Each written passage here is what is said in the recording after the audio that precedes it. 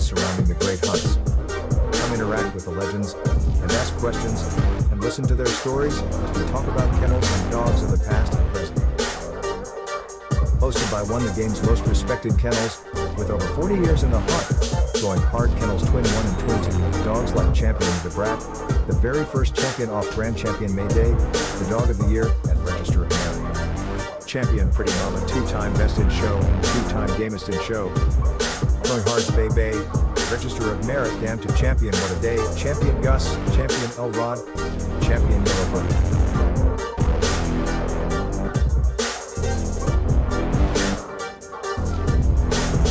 So pull up a seat and let's talk dogs.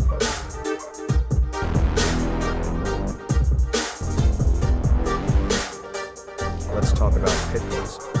The history, the breeding, the maintaining and feeding, and the controversies surrounding the great hunts. Come interact with the legends and ask questions and listen to their stories as we talk about kennels and dogs of the past and present. Hosted by one of the game's most respected kennels, with over 40 years in the hunt, going hard Kennels Twin 1 and Twin 2, dogs like Champion the Brat, the very first champion off-brand champion May Day, the Dog of the Year, and Register of Merit. Champion Pretty Mama, two-time Best in Show and two-time Gamest in Show. Going hard's Bay Bay, Register of Merit, Damn to Champion What a Day, Champion Gus, Champion El Rod, Champion Yellowbird.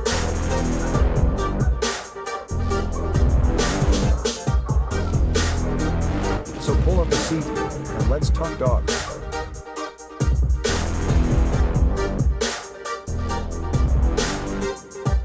Let's talk about pit bulls. The history, the breeding, the maintaining and feeding, and the controversies surrounding the great hunts. Come interact with the legends and ask questions and listen to their stories as we talk about kennels and dogs of the past and present.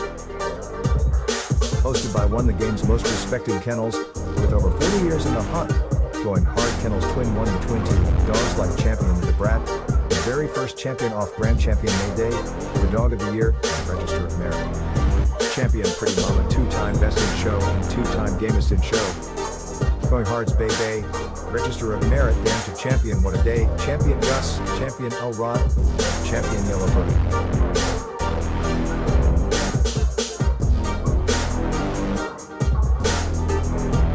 So pull up a seat and let's talk dogs.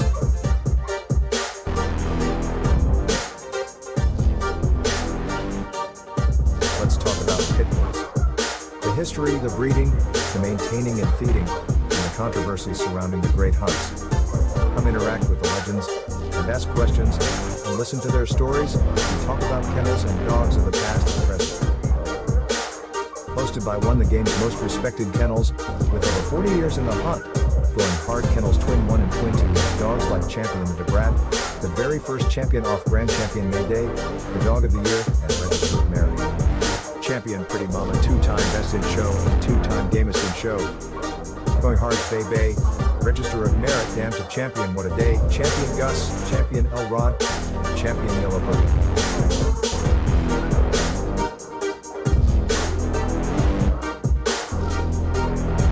So pull up a seat and let's talk dogs.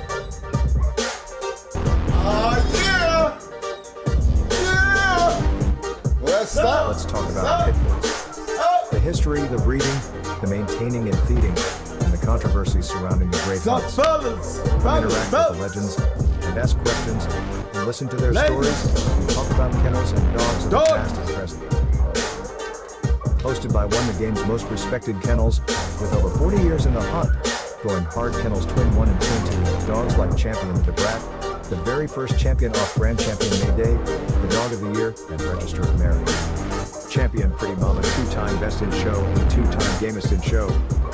Going hard's Bay Bay, Register of Merit, Damn to Champion What a Day, Champion Gus, Champion El Rod, Champion Yellowbird.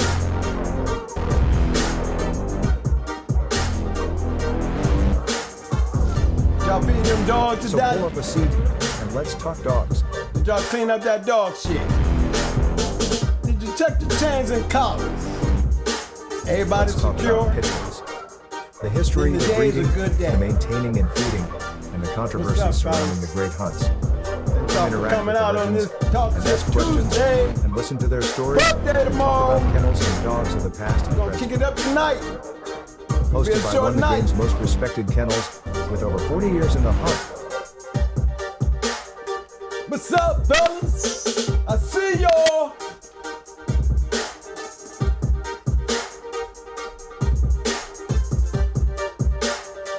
I ain't got no chats, fellas, so I can't see who in the room. But everybody in the room, don't forget to hit them likes. For you new people, don't forget to hit them subscribes. We need them subscribes. And don't forget, fellas, we're on a mission, so it's never too late. Always donate. It's for a cause. Yeah.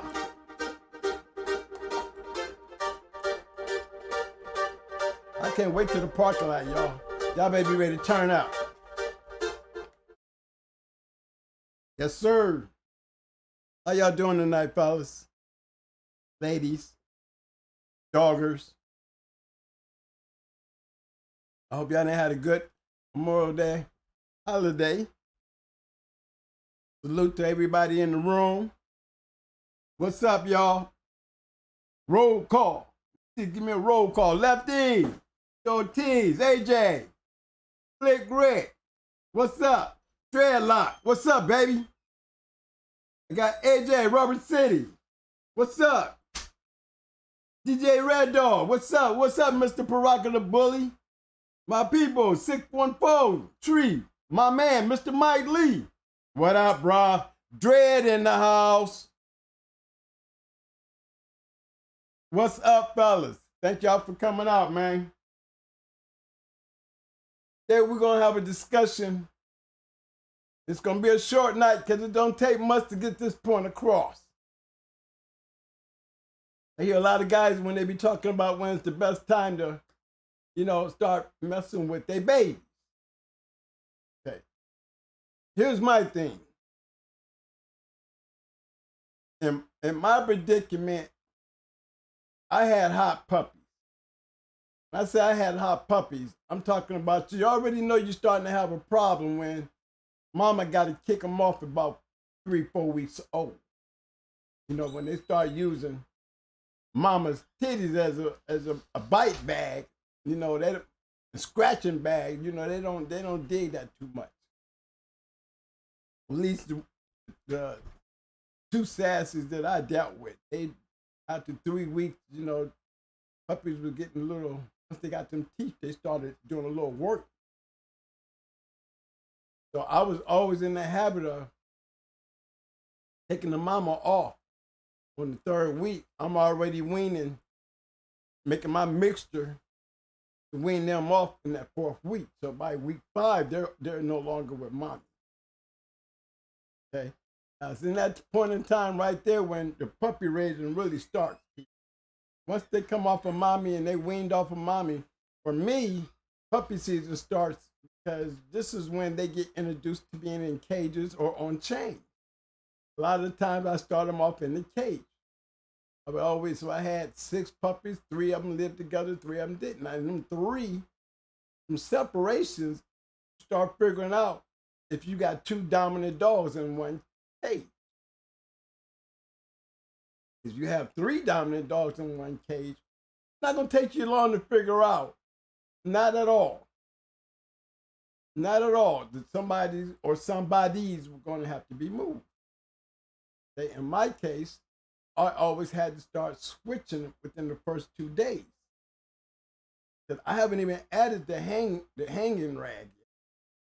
That's just to take them away from mommy and get them to be able to coexist without mommy being around. That's how they coexist together, being in separate. I'm saying this is 6 puppies. I had 7 or 8 puppies, it'd still be evenly split. And this is where you start picking up the personalities of the pups. You start really noticing things on your puppies. Okay? Now, by the time they 7 and 8 weeks old, they can't live together no more. When people think it's good to let, you see these little videos of, them puppies going to work and stuff, right? Well, I had them kind of litters. You can guarantee my puppies was banging it up around 7 8. You'll see a good one. It'll break out and it's going down. Problem is, when you have hot litters, you go down, you get attacked by everybody. I don't know about you guys and y'all litters, but in my litters, it was like a pack thing. You go down, everybody got brave. Even the slow ones. You just don't want to be the one down and trying to fight from the bottom when you got now everybody's trying to eat. So this is one of the reasons why I don't just let a bunch of puppies run around together, especially when they're commonly known to have hot puppies. Right? Now, in that stage, you got to remember something, man. You can shell shock a puppy.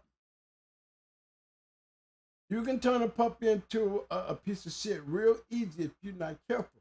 Especially those who want to constantly pick with their puppies and think it's a kick to watch them fight. You know what I'm saying? I'd rather have a puppy hits around grown dogs and muddle down than to see that puppy who don't have no fear of that grown dog and don't mind running in there and decide he wants to play. You know what I'm saying? See, already on my yard, I didn't have no friendly dogs. But, there was just some dogs out there like Brat and them. You run around them as a puppy, you get golfed up. So there was never no let the puppies just run loose around, around the big dog. That was forbidden.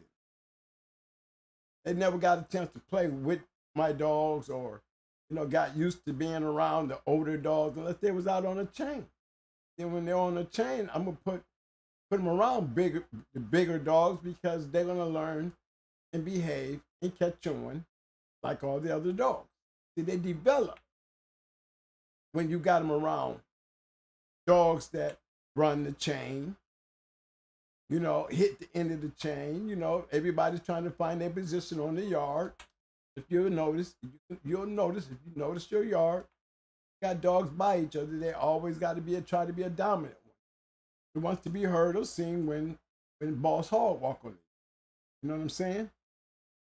It's good for the puppies to respond and catch on to what the older dogs are doing because it's still all up in the developmental stages of them growing up.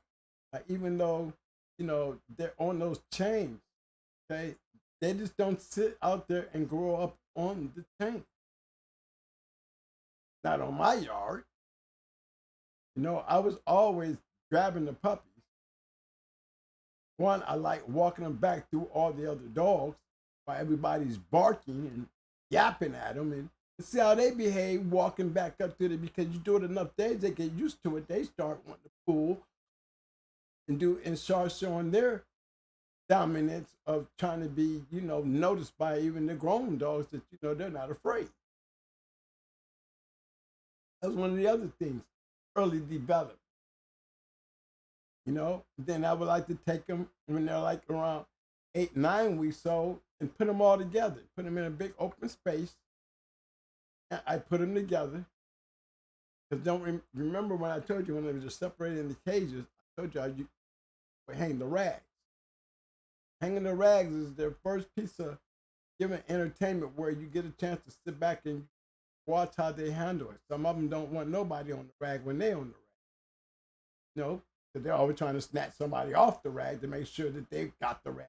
They want the rag. So you start noticing those kind of things right there. And then you also notice the laid back ones who don't want to get involved. Okay? Usually them laid back ones be the ones that when they snap, they be the best ones in the litter. The ones that I've always noticed was why nobody never jump on that puppy? Why nobody like playing with that puppy? Why that puppy always over there by itself?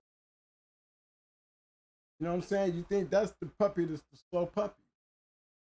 When most of the time, he's probably slow in his development for his activity. His activity. But into everybody else's mind, there's something about that puppy where they don't go messing with him. When they start to playing and wanting to grab and practicing their little puppy moves and stuff, they wouldn't play with that puppy. You know what I mean?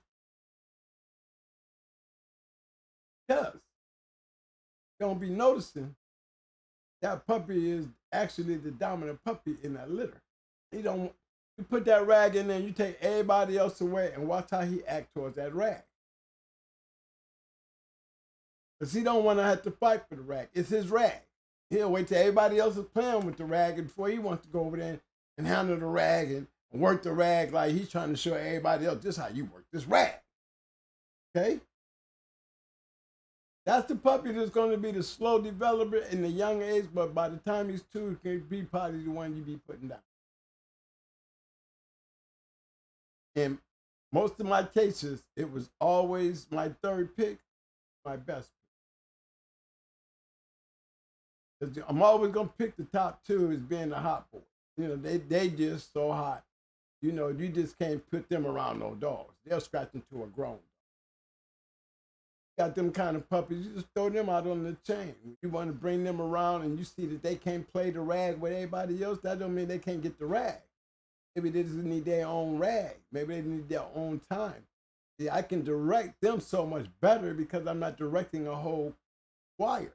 Now I'm just doing a solo move with the one who don't want to play with everybody else, who wants to jump on everybody else. Understand what I'm saying? He'll scare everybody off the rag like he scare them out the bowls and the pan. Give him a long time, you're going to see that he's going to have a little bit more going for him than the other puppy because he is developing. You just don't know it because he's so laid back. But when you put him in there by yourself, you be like, well, why don't he do this with another puppy? Because other puppies don't want to mess with him because he's crazy. It becomes, remember, these are still pack animals. They're not humans. They're pack animals. Don't look at your puppy like it's part of that family. When in that puppy's mind, you're part of his family. But his family consists of being pack. There's a pack leader. You know what I'm saying? That's why sometimes the husband can handle the dog better than the wife. Because there's a certain way the husband and his way is more convincing to the dog as being dominant to control him. Pertaining to more of a wife that's going to probably scream at him, but you know, he'll be little bullheaded with it, maybe a little slow on any command or anything you're trying to do. If you got him around the kids or, you know, and running around, he will expose his way of dominance. You know, once I put a dog on the chain, you know, I will have my kids walk down to the yard, and I always make sure that everybody understands the you know, human beings walking down on this yard. We'll be able to know and point out the dogs who want to jump on. It's because they're small things, you know. What is their drive pertaining to small things? It's not small people. Because it could be a damn cat walking down through there on a leash. You know what I'm saying? And they're going to go use, you know, berserk. Squirrel. Anything small to the level. This is what makes pit bulls dangerous. You know what I'm saying? Especially game dogs. The natural instinct in their bloodline, in their breeding, when you're always talking about genetics, we're still talking about genetics of a dog. Something that they're all bred with. And they're all bred with that natural instinct. They don't live a normal life like that. They don't see life like we see. They see life in a totally different aspect. It's said as a group of a pack. That's why you can have some cousins that come over a lot. You know, dog don't never act up. But then you have some that don't barely come over, and every once in a while they pop up. The dog wants to act up because to that dog, this is something I didn't knew in the pack, and he doesn't belong in the pack. These are the dogs that just grow up around the family, and that's all. And the people that they encounter. This is why they so aggressive towards some and not towards others. This is why you have to watch them when you're around kids. Kids have to always establish a dominance over any dog. They can be the most loving dog when it comes to a pit bull. You know what I'm saying? Their natural instinct, and honestly, you can have pit bulls around kids and everything, but you got to do this at an early age. Because socializing them. You're socializing the pack. That means you're socializing them into the pack. Now, if you can socialize your dog into a pack, there's rules to come along with that. Like y'all playing with the rope and all that stuff, and then you know how guys like grabbing their puppies and kind of you just grab them all by the head and shake them all by the head. All you're doing, that is foolish. It's foolish because it's not the way you want to raise your pit bull. It's not the way you want to raise your pit bull. Okay? You're in the mindset of having a dog and you want to have a nice pit bull and you ain't going to be doing nothing with him. You want to have him bringing up around your family. Last thing you want to teach that pit bull is how to not be afraid of your hand. I think your hand is the only time that he wants to see him riled up is you grabbing his ear or around his neck or taking him and making him thinking that's good when it's not. That's not a good thing to do with the dog, and it's not a safe thing. Most children get attacked by a pit bull. They're small children. Dog ain't never had no problem, none, with nobody, not even the child. So what happened this particular day that this child gets attacked by a dog they've been living with? You understand? What makes pit bulls, why everybody's so afraid in society of the pit bulls. It's not like they don't have a reason to be afraid. You hear a lot of people say it's due to bad ownership, and it really is. It really is. So if you cannot, raise a pit to, adulthood, you know what I'm saying? Then you're gonna never raise a game dog to that age. He'll be ruined. These guys has got these dogs and realizing that, they see these dogs, tripping out at early ages and get a kick out of it. Guess what? That's the best time to watch your puppy turn into a cur, because it's going to be experience. If you stood there and watched it long enough and you got that puppy to the point where, you seeing one have to give in to the other, you just taught that dog how to quit. It's an experience that he will never forget. He can be gooder than a mug down the line. But that's because ain't been a dog, he's so good that ain't no dog took him to that threshold that he experienced in his life. It might be an experience that he might grow into that he makes sure in his mind that he won't another dog do it. I've seen good dogs quit. And can't nobody seem to get this dog to quit after them. I've seen them come. But I also seen, the circumstances at which time that dog did quit, what kind of circumstances under as a puppy.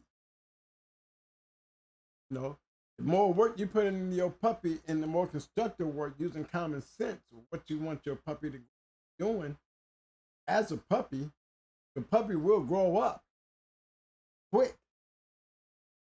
I would put one out there and call it a game test at 18 months old. They'd be going for number one. At 18, I'm telling you. Because it's one, I really think it has a lot to do with the genetics. Because everyone that I started early with, they was genetically built. They had the mental drive as a young dog that, I could develop so easily because it was already not hard to bring out. It was already there. All I'm doing is zeroing in on the focus. The focus of the drive. That's where you know when your puppy can go in there and fight like a grown man. A lot has to do with up here in him. That's what brings all the best out in him because, he has to be able to think as a puppy, a young dog. Even at 18 months, they're young. 2 years old, they're still puppies.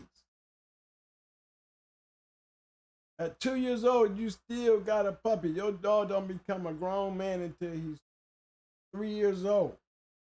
7 years in dog years, and that's about the closest we're gonna get it as fact. As fact. That's something for us to measure between. As science make like it 1 + 1 = 2. To add fact, there's 7 years to a dog being human. So that means at 3 years old, that dog is 21 years old. Period. And you can look at a 3-year-old dog and know about when they look like and act like a 21-year-old because they're at their best. They're at their best. By the time you hit them dogs, be hitting around their grand championship, most of them already be just a little over 3, if not around 3 years old. The good ones, the great ones, the young ones. The young ones. So when you go talking about, when is the best time is you have to have an eye on your dog. Now, if I'm spending all this money making these good breeds, I've been telling y'all, I've been breeding to a lot of great dogs. And my expectation, what I was dealing with in the little, was what I was expecting. All of them make the team. Because it took special dogs to make it on our yard. Because when you got good dogs sitting out there on them damn chains, it's hard for a Class B to even get nowhere close to an A. The disadvantage is going to show. I mean, we had good dogs, and only the good dogs make the team, because if you anything less, you're going to go down. Once you go down, we don't even worry about you no more, because you'll never make the team, period. Period. You go out there and beat up every dog on the yard after that, it wouldn't change my mind. But all I have to do is see it once. We're going to get that chance to look at it. My game test, and everything after that becomes free of charge. Everything I'm doing is not costing me anything. It's saving me money. But what is the value of that chain space? So when you go to putting your hands on them young dogs, you ain't putting no work into them young dogs. You're gonna go in there and I've seen many shows where they brought them little young dogs and they don't make it. Because at some point, guess what I always notice? Puppying. Young dogs that lose matches have all the ability, all the heart, but at some point, it's not a guy out there that said that they matched their young dog and lost. Who will not tell you that they saw the puppy. I did him to you. He wasn't ready yet. Thought he was. Taking a young dog,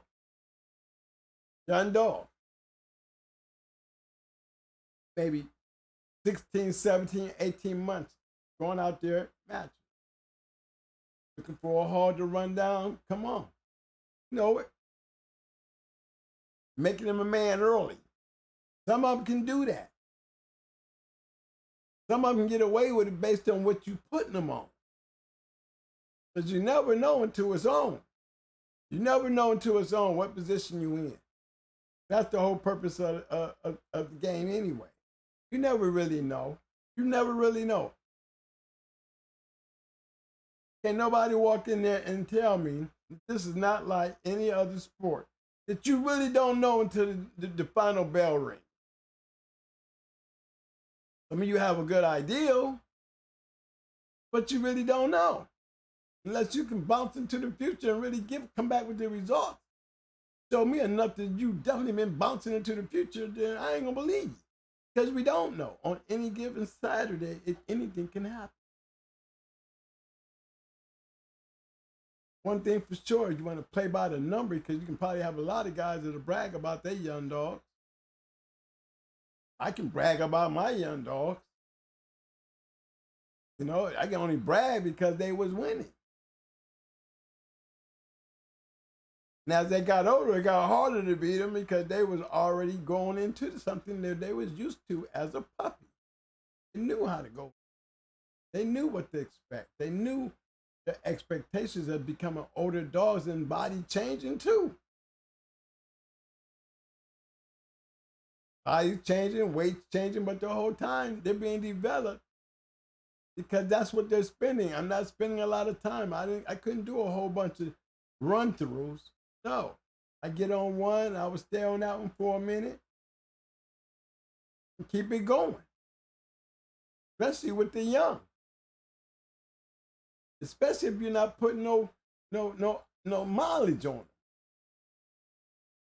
You got a one that you can go out and gain tested 18 months, then you didn't already call him, so there's no need to be looking to call him again when you called him the one time. You know, the test is the test. I mean, how many times you going? There's a difference between schooling and calling. Calling, you ain't got no business doing that on a regular. I call one time. Everything else is a schooling. But that calling is what it is. Calling for what it is. That's what you're looking at. Only time you get a chance to see what you got for free. Take advantage of that. Why it's free. Yeah, how good they look. You call one, better not be just thinking it's all about calling them because they're that thing and keep making the task easier. You better not call one until you're ready to make that task as hard as you can make it to make sure. That's how you play, because that's the only time you're going to get a chance to see what you really got for real, for free. My game test comes when if I got a young one and I didn't call on him, then you know his next one is going to be going for number one. Don't care who number one can be a champion if they stupid enough to bring in a first time out. It don't make a difference because you just don't be known. My question to a lot of you guys that do that might take an 18, 19-month-old like I would. You know what I mean? I know you have guys out there who tried and weren't successful. Because I've seen many of them who have puppies out there that shouldn't have been out there. Good dogs, but it shouldn't have been out there. It was too young. You cannot go out there with a kid because he's got acting like a grown man and think he's going to whoop experienced grown man. It's real slim and hard to do. You got to take special ones to do that. And most special ones that we can all talk about are great ones that we can talk about. And we don't have a whole bunch of them great ones that we can sit here and talk about that have been able to do that. I've been lucky. But I was messing with a line that they come out young like that. They came out very mature. They already had something wrong up there in their DNA that made them very focused on any type of drive that they got focused in on. You hear me keep on talking about the mental stability of the dog. You don't hear me talking about the physical aspect of this shit. You notice that. Been listening to me. You hear me very seldom discuss the physical aspect. I'm always talking about a drive, his focus, regardless of what his body is going through. It's the mind that's going to tell his ass to don't go. Body broke up.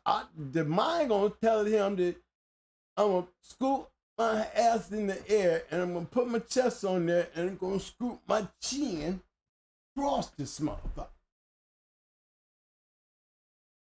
That's dry. I'll call it game. No. I call it the focus of what you call a real drive in a dog. Gameness does not have a level. It don't. You either game or you ain't. There's no level to game. A drive is a different level to drive. Drive is going to tell you how game you really are. The drive that makes your ass come up out there. That ain't game. Game is when you can move. The drive is what makes you get over there when ain't nothing else you concerned about. Broken legs, injuries from the hogs yanging your ass, and you still, all against you. Your mind is still so focused. Your drive to get there, so intense. When I let you go, you're gone. Don't care how you get there. Stumbling, the long way, the wrong way. That's not gameless, fellas. I'll call that gameless. Then y'all try to put levels on gameless. There ain't but one level of the game. You want to put a level on something? Put a level on the drive that animal has. The will and the focus, to be so focused regardless of what's wrong with him. He's going. This is what you're asking of a young dog when you do that with a young dog. Games has nothing to do with it. Games is when when you put it all in, you know what I'm saying? There's no level to game. Say deep game. What is deep game? Deep game is a short game to me. If you win them short, you know you ain't been tested when it comes to your game. But you gotta say game. Because he ain't showing you nothing but gameness. But I can tell you there's a difference when I say his drive, or he game, but his drive, you don't know how game he is.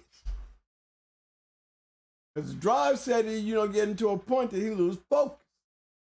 He don't like this. Or he ain't like that. But he game. See? You know what I mean? Take it off the body and keep it on the mind, because that's where your answers are going to be. Focus on that dog's drive. Understand what the true meaning of gameness is. Gameness is only game as long as you keep moving your feet forward. Gameness is all it is. There's no deep game. He all right, he game. He deep game. He game and he deep game the same damn thing. Till he quit. Give up and just block.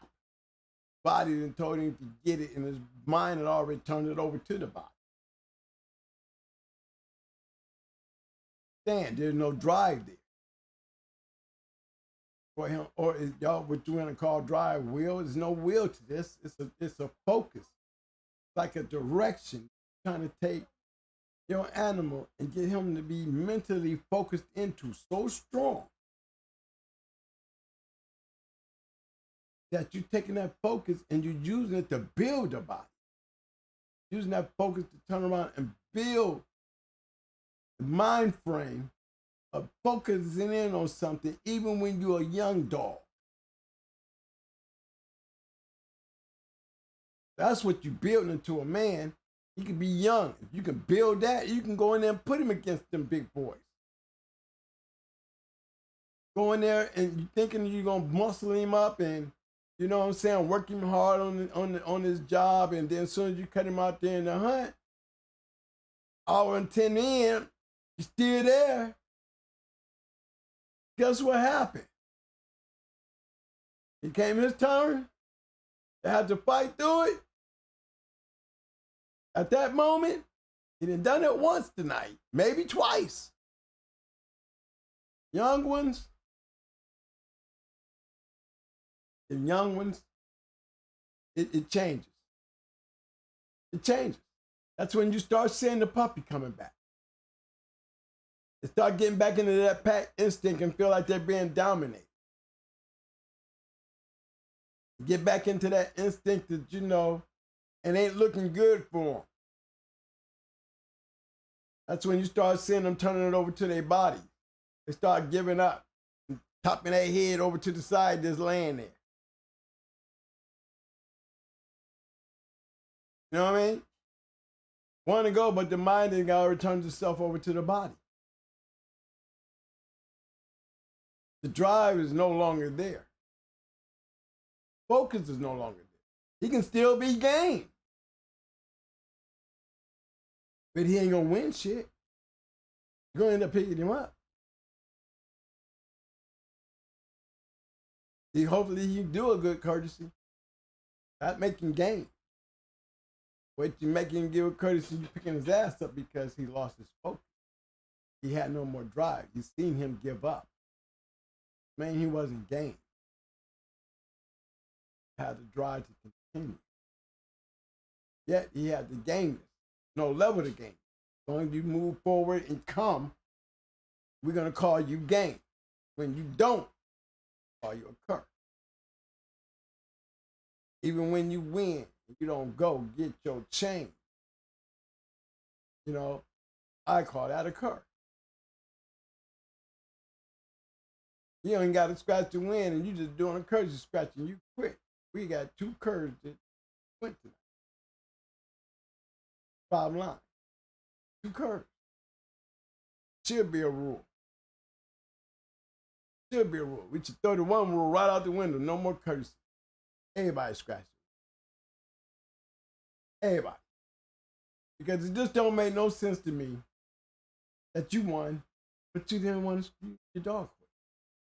Just one quit before the other. I mean, you got 2 dogs that quit. Does that make sense? Quitting on a hog with a hog that ran off, and neither one of them trying to go now. Just let him run off. Then there's no winner there. It should not be no winner there. I think all of us have to scrap. You know? Because we're getting away from the whole moral of why we do this anyway. You go back to the morals of the financial aspect, you know, who wouldn't mind a Kurt still winning the money? You know what I'm saying? Who wouldn't? But for the aspect and the pride of the game, you know, as long as you won your money, you know, you don't mind pulling that cur up out of it with that change. You know, let's keep it real, fellas. I mean, this is going to be the argument on the other side. Being honest, it is a good argument, but it's not the argument that relates to the purity and the paternity of why we do this. You just took it completely away from the aspect of what we call the dog. You know what I mean? I ain't never seen it happen to me, but I've always been a firm believer, even on when I say, you know, let's go ahead and scratch the win on these things. I say that way it could be working against me too. But if I don't go, I'm telling you, I'm willing to call it a draw, and we call it a day. Take yours, I take mine, and we just call it what it is, 2 curves. What's wrong with that? I see more glory in the go scratch the win than I see in grim on somebody at courtesy. I don't want a courtesy. I want to go get mine. So when we talking about young dogs, that means regardless of what he's going through, the expectations of him has got the same expectations of a grown dog. You're putting him in that type of situation. You don't know who you're going to be standing across from. You know, I know you're not picking and choosing. So you really don't know the outcome. But you know you're taking a puppy in who's acting strong, he can handle it. Just don't be wrong. If you don't do no development and you base only what you see up on how you school and you're going to put everything on that dog, then you're going to find out the hard way. Because you're not the one digging. He's just showing you. You're not showing him anything. That's where the mistakes come. So much into him that you're not giving him nothing to turn it better. A lot of things you can do to a dog that shows you do it. That is, make sure you teach him that he can focus. Think you focus, let a person know what they're doing, you how to focus. telling you, focus has a lot to do with making the dog better. Focus has a lot to do with zeroing in. Most important part, and that is overcome at any cost. Complete what you set out to do. I got your heart for this rag. If I put it over here on the left side, and I point to that mug, I'm going to direct it to that left side. That rag. You put two things on both sides and decide which one I want him to go at. I'm going to tell him which one I want. Because I want him to be so focused on either one of them, I'm going to grab. The one he pointed, I'm grabbing. This is what makes the glory of messing with a young dog, because there's more. Remember, you got all this time that you put in them. The relationship that you put into them can turn, you can clean up so many things of a useful dog that you know you dealing with.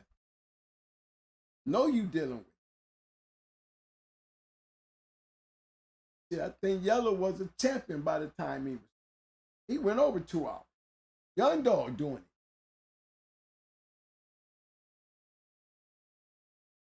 The Brat was just over 2. Young dog doing it. But the focus that they be having is remarkable. He was a grown dog as a puppy. She ran across the snatch one. She snatched one like a grown dog. That's damn sure. She had all the intensity of a grown dog. We just taught her to focus.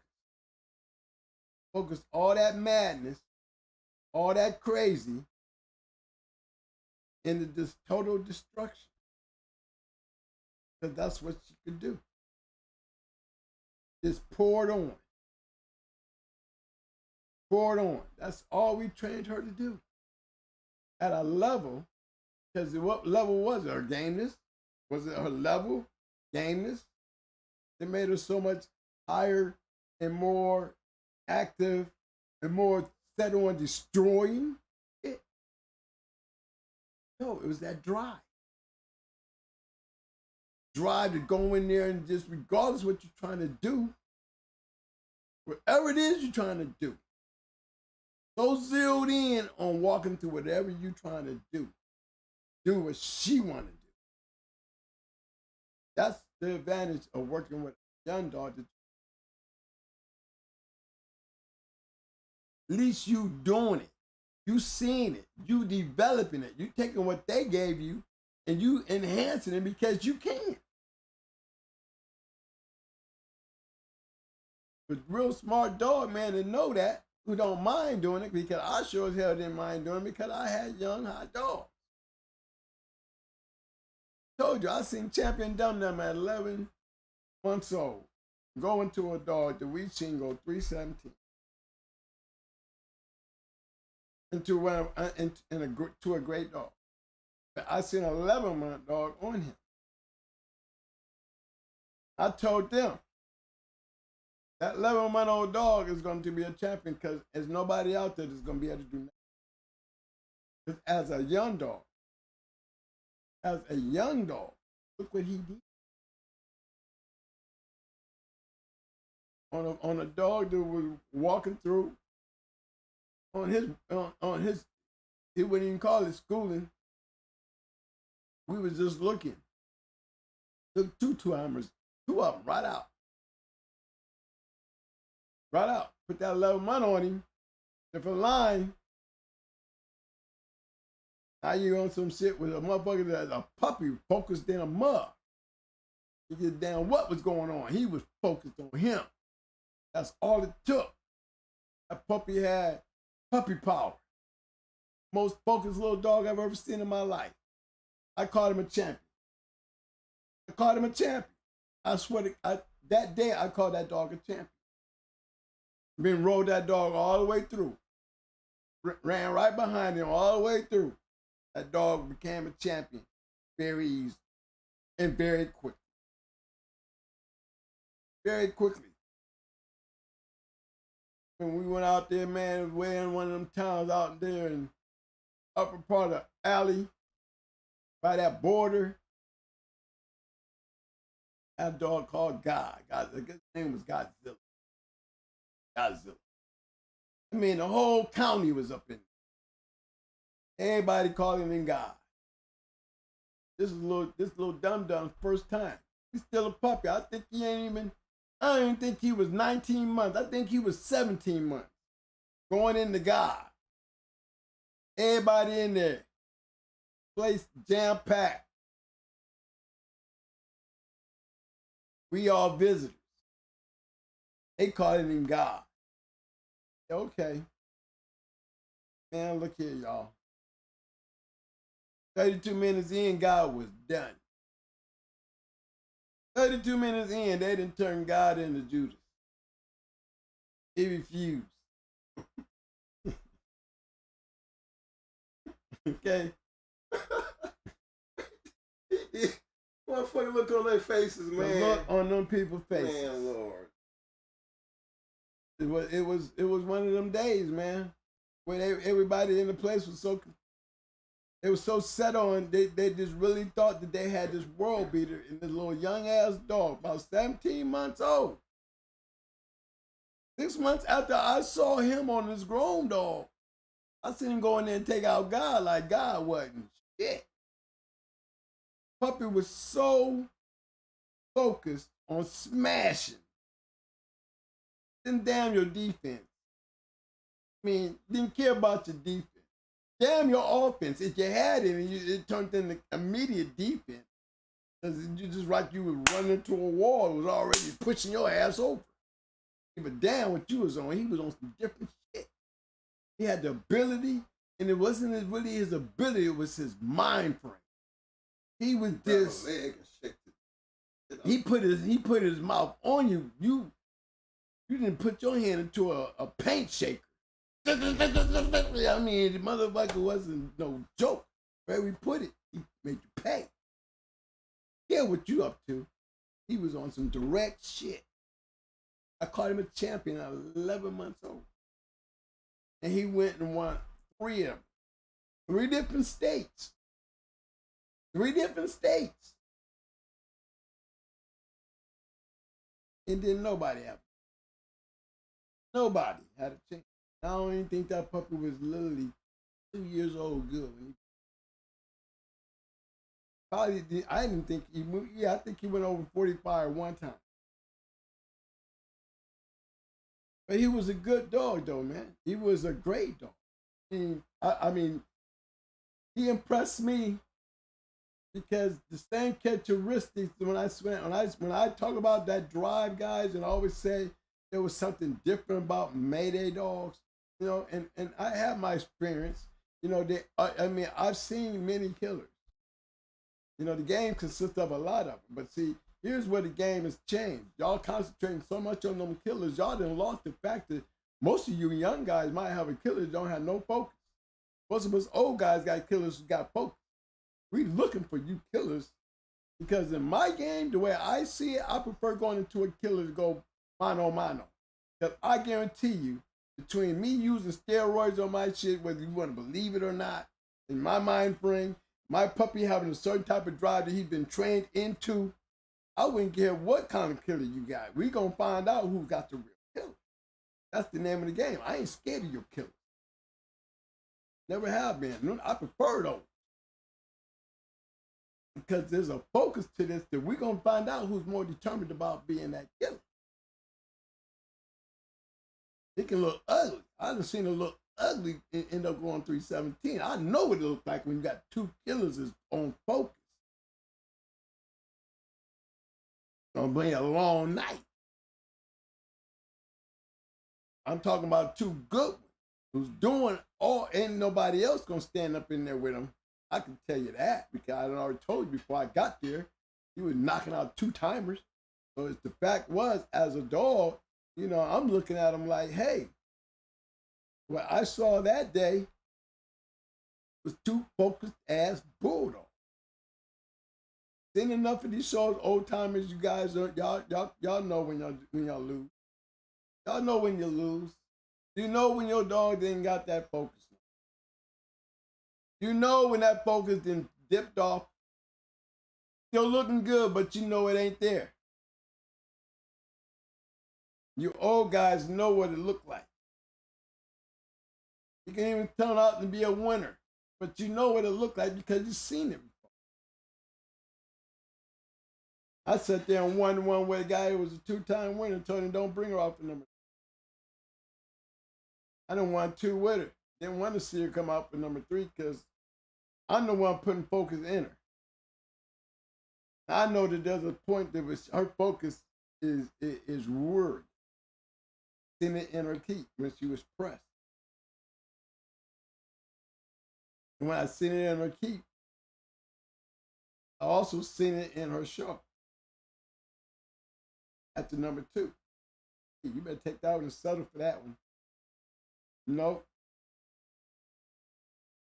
And basically I did say, man, she'll quit. 2-time winner, badass. She was a badass. But her focus, I go into that deep world where it's going to count. I put you down there on that threshold when your focus should not be wavering at all. I've seen that focus break. Did I overwork it? No. That was no overworking bullshit. You lost focus of the objective. That's why you start feeling it.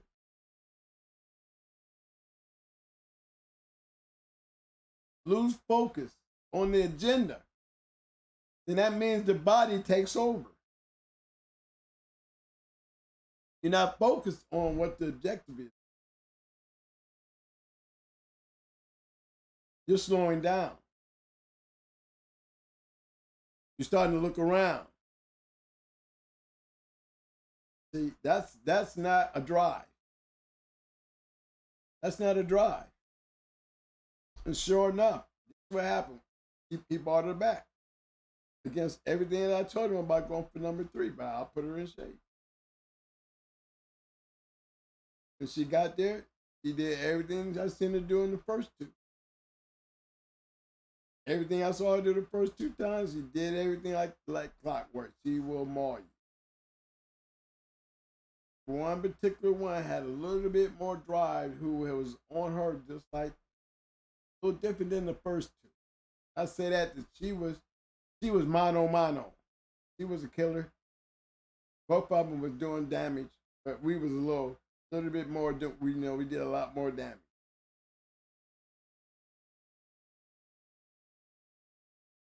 It was a little bit more. Now you're going for your championship, and this is what happens when you run in the championship material. One of your bitches is going to be a champion. When are you going to be? It got down in that bulldog country. I mean, I'm going to tell you what it looked like. 1 minute you win it, and then all of a sudden, something changes. Right around that one point, all of a sudden, you give up.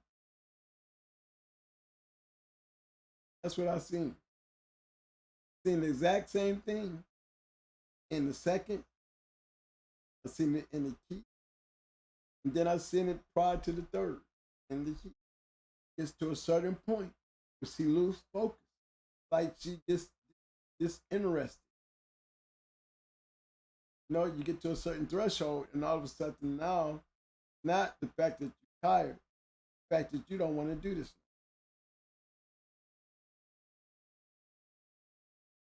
See, that's what you call leaving focus. Once you lose focus, you can get punched into doing that.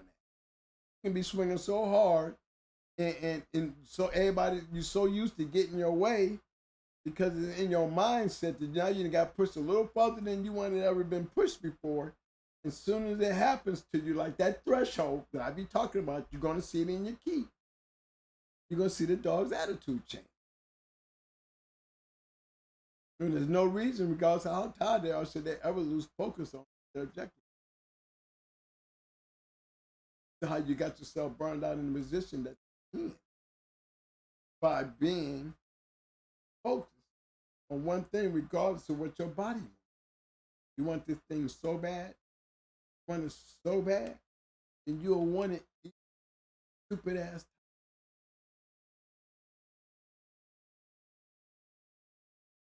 That's it. And if you lose focus like that, you're on the key. You're going to see it again. And I saw it again. After I told him.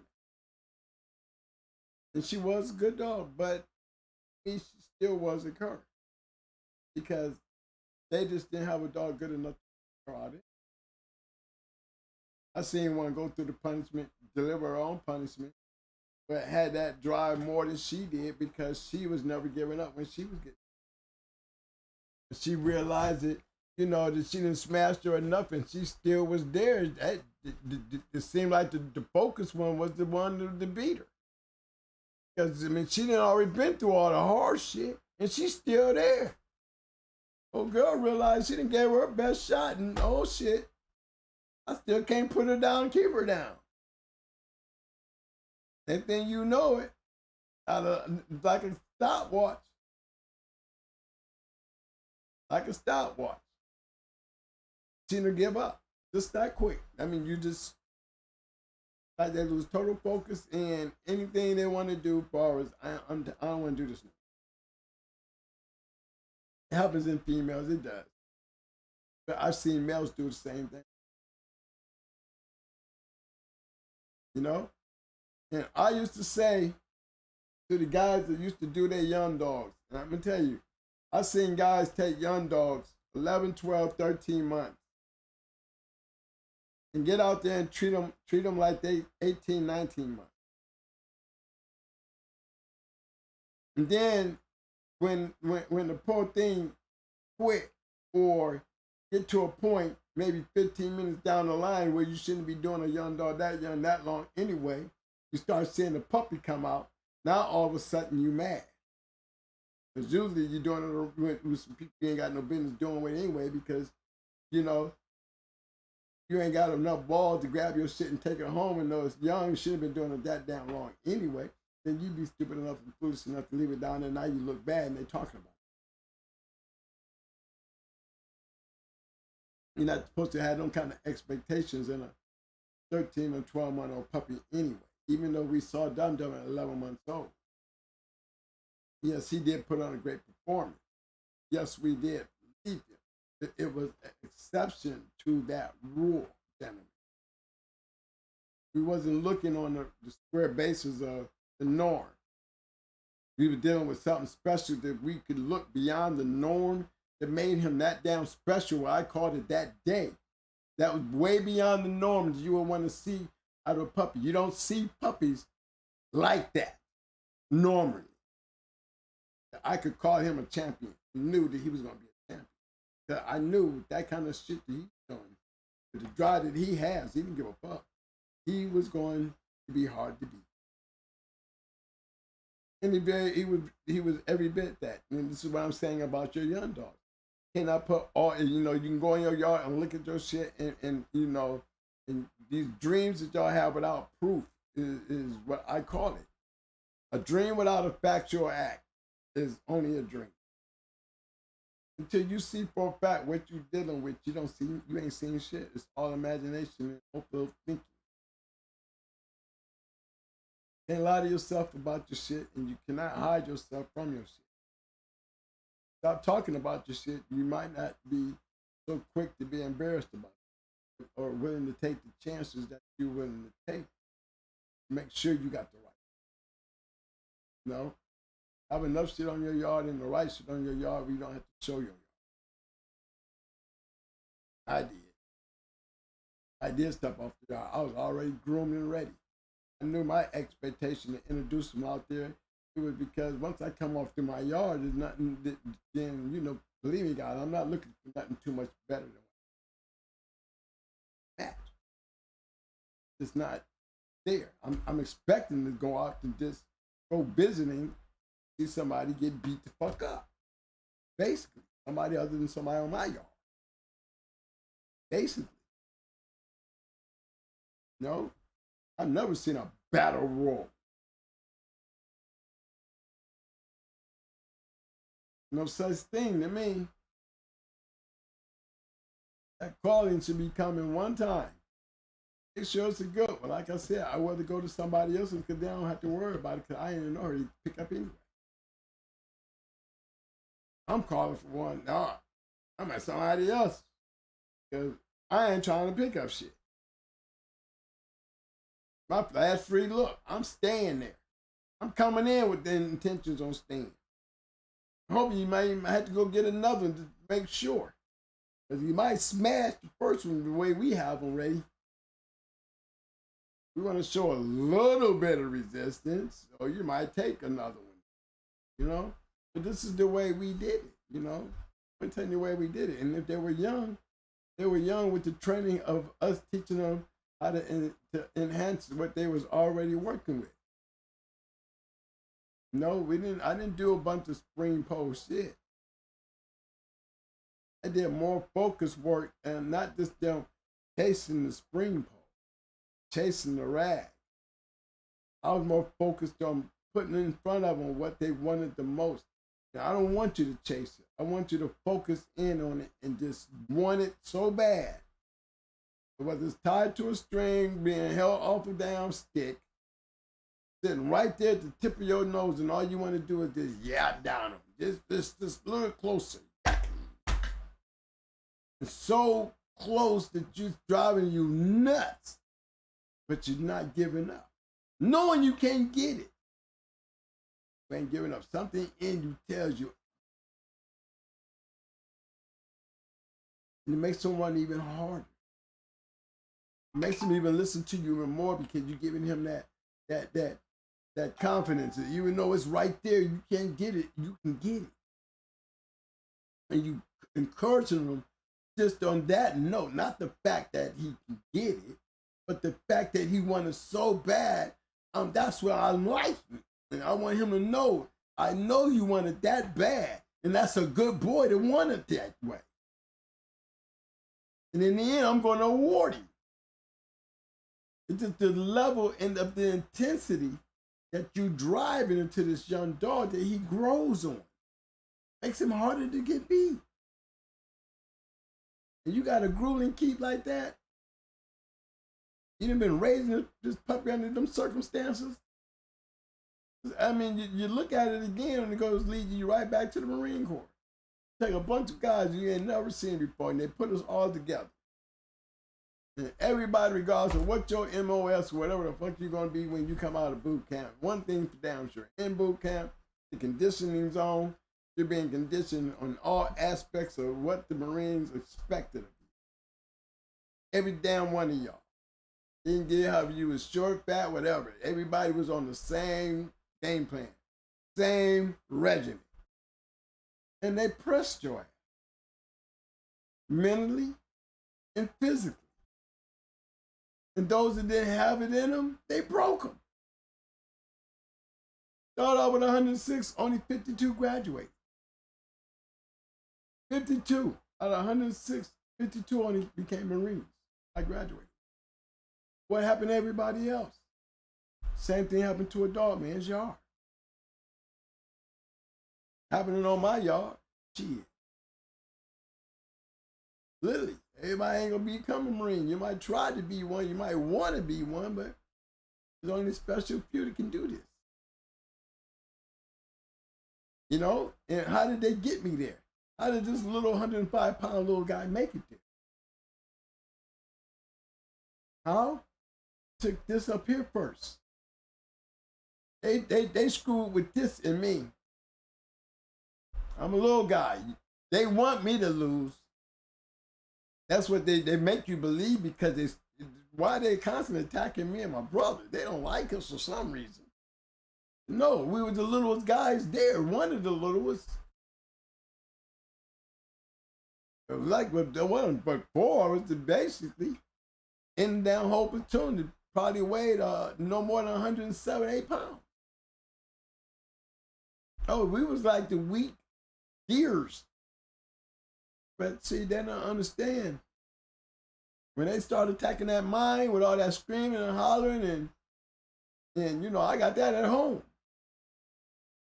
You wasn't bothering none with me. My mama beat me with shit. All that screaming and hollering didn't mean shit to me. And you don't love me either? Shit. Man screaming and hollering at me, cussing me out like my mama. And he don't love me. But when he tell me to hit that deck, up, down, up, down, up, down, up, down, up, down, up, down, up, down, up, down, guess what I was doing? Up, down, up, down, up, down, up, down, up, down, up, down, up, down, up, down, and hurrying up quick about it too. What was he working on? Was he really trying to get rid of me? Or was he really working on my drive, my will? What is your borderline? What is your threshold? I want to break your ass, little dude. Got this big ass gun that's real heavy to me when I first start off. I got to run around with it like everybody else throwing it on their shoulders, but why the two little guys, all the little guys got to run with their shit? We got to run with, we can't put our shit on our shoulder and run. We got to hold them out here because they want to break you. We know it's heavy for you. We know it's heavy for you. They knew it was going to be hard. I want to see you quit. That's all. They want to see us quit. Take a fat boy, run his ass to death. Either going to run that weight up your ass or you're going to get tired and you're going to quit. You're going to give up on yourself. Because they're going to try to break you. That's their whole thing. They're breaking you down, and they wiping off the chalkboard. Everything your mom and daddy taught you. Because we're going to cuss your ass off. You ain't going to backtalk us. You ain't going to come in here with your entitled bullshit with us. You ain't going to come in here with your little hood ass shit with us. We're going to bring y'all in here. We're going to make y'all think and act alike. We're going to make y'all do what we want you to do. At the extreme is that we can make it for you. Because only the real going to get through this shit. Little thing they talk about before they start kicking your ass and throwing you all over the place, screaming and hollering, get on the line. They tell you, 106 of you in here. All of you are not going to make it. They telling you right off the bat before it even got started. They telling you, everybody ain't going to make it through this. We ask a lot. Hear this little sweet-ass story sounding good. Next thing you know it, you got the damn commander standing there. He's saying the same old bullshit. And the funniest shit happened, y'all. That man said, drill instructors, take over your platoon. Now, prior to that, y'all, we didn't been up damn near 24 hours getting processed. They didn't fight in, they didn't beat the shit out of your head with the clippers and all this shit. They got you in these green suits and shit like that. You've been doing paperwork all night. You ain't got much sleep. So it was real nice to be able to sit down there. Now we in this big ass barracks and we sitting there all bald headed up, you know, and they standing there talking to you. Now you got these two other crazy looking dudes. They stand on the end. You don't even know what their purpose is.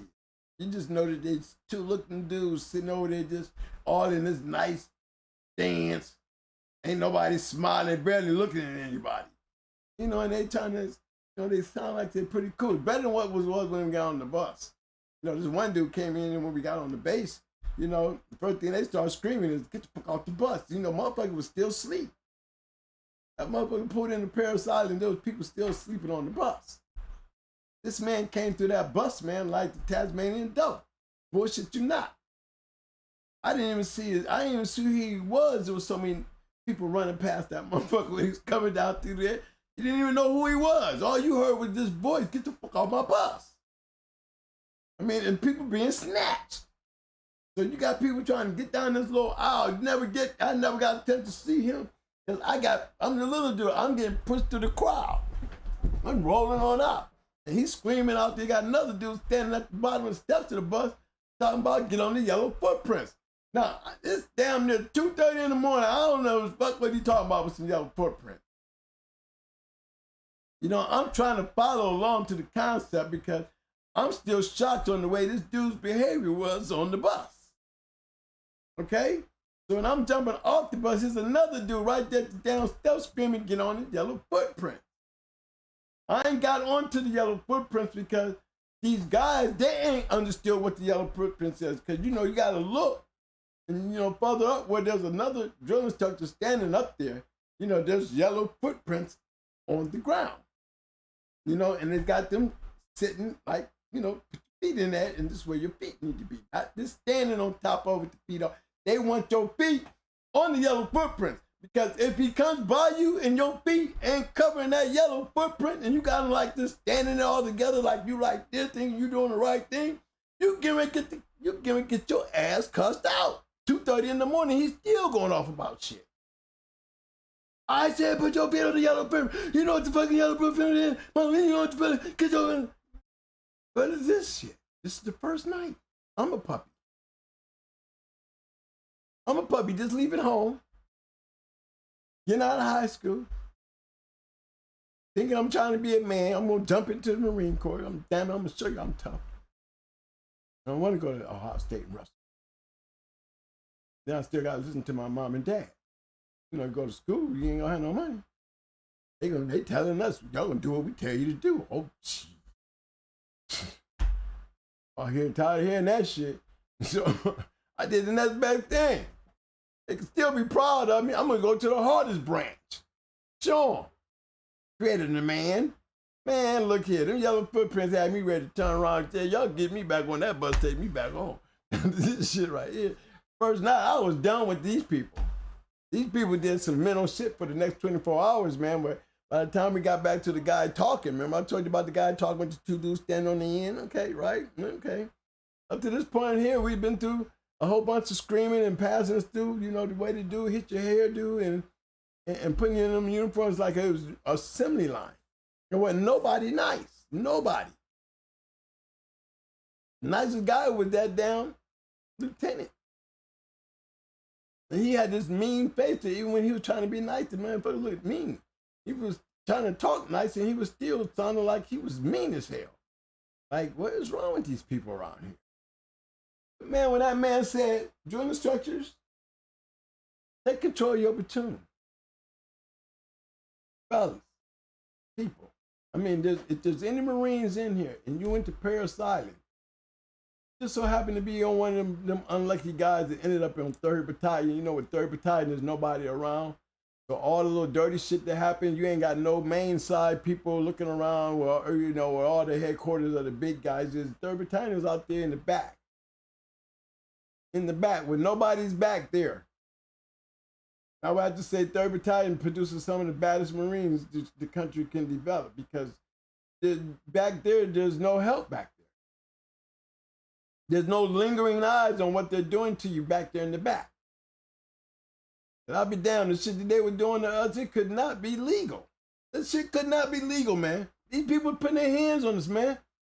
These people was kicking people in the ass, slapping the shit out of them. I'm telling you. You ain't my mama. I ain't your mama. I don't love your ass. I mean, they just ripping you. This is in the 70s when I went in. The first day when that man cut them two drill instructors loose and they were screaming, get on the line, you should have seen 106 people trying to figure out what the hell this line is this man talking about. Because the whole time he's screaming, hollering, and getting on the line, he started punching and kicking and swinging on people. We still don't understand what the line is.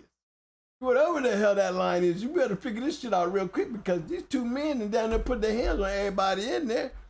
At the house. But right, ain't that how puppies act? First time you put a collar on his ass and hang him on the chain, what's the first thing he start doing?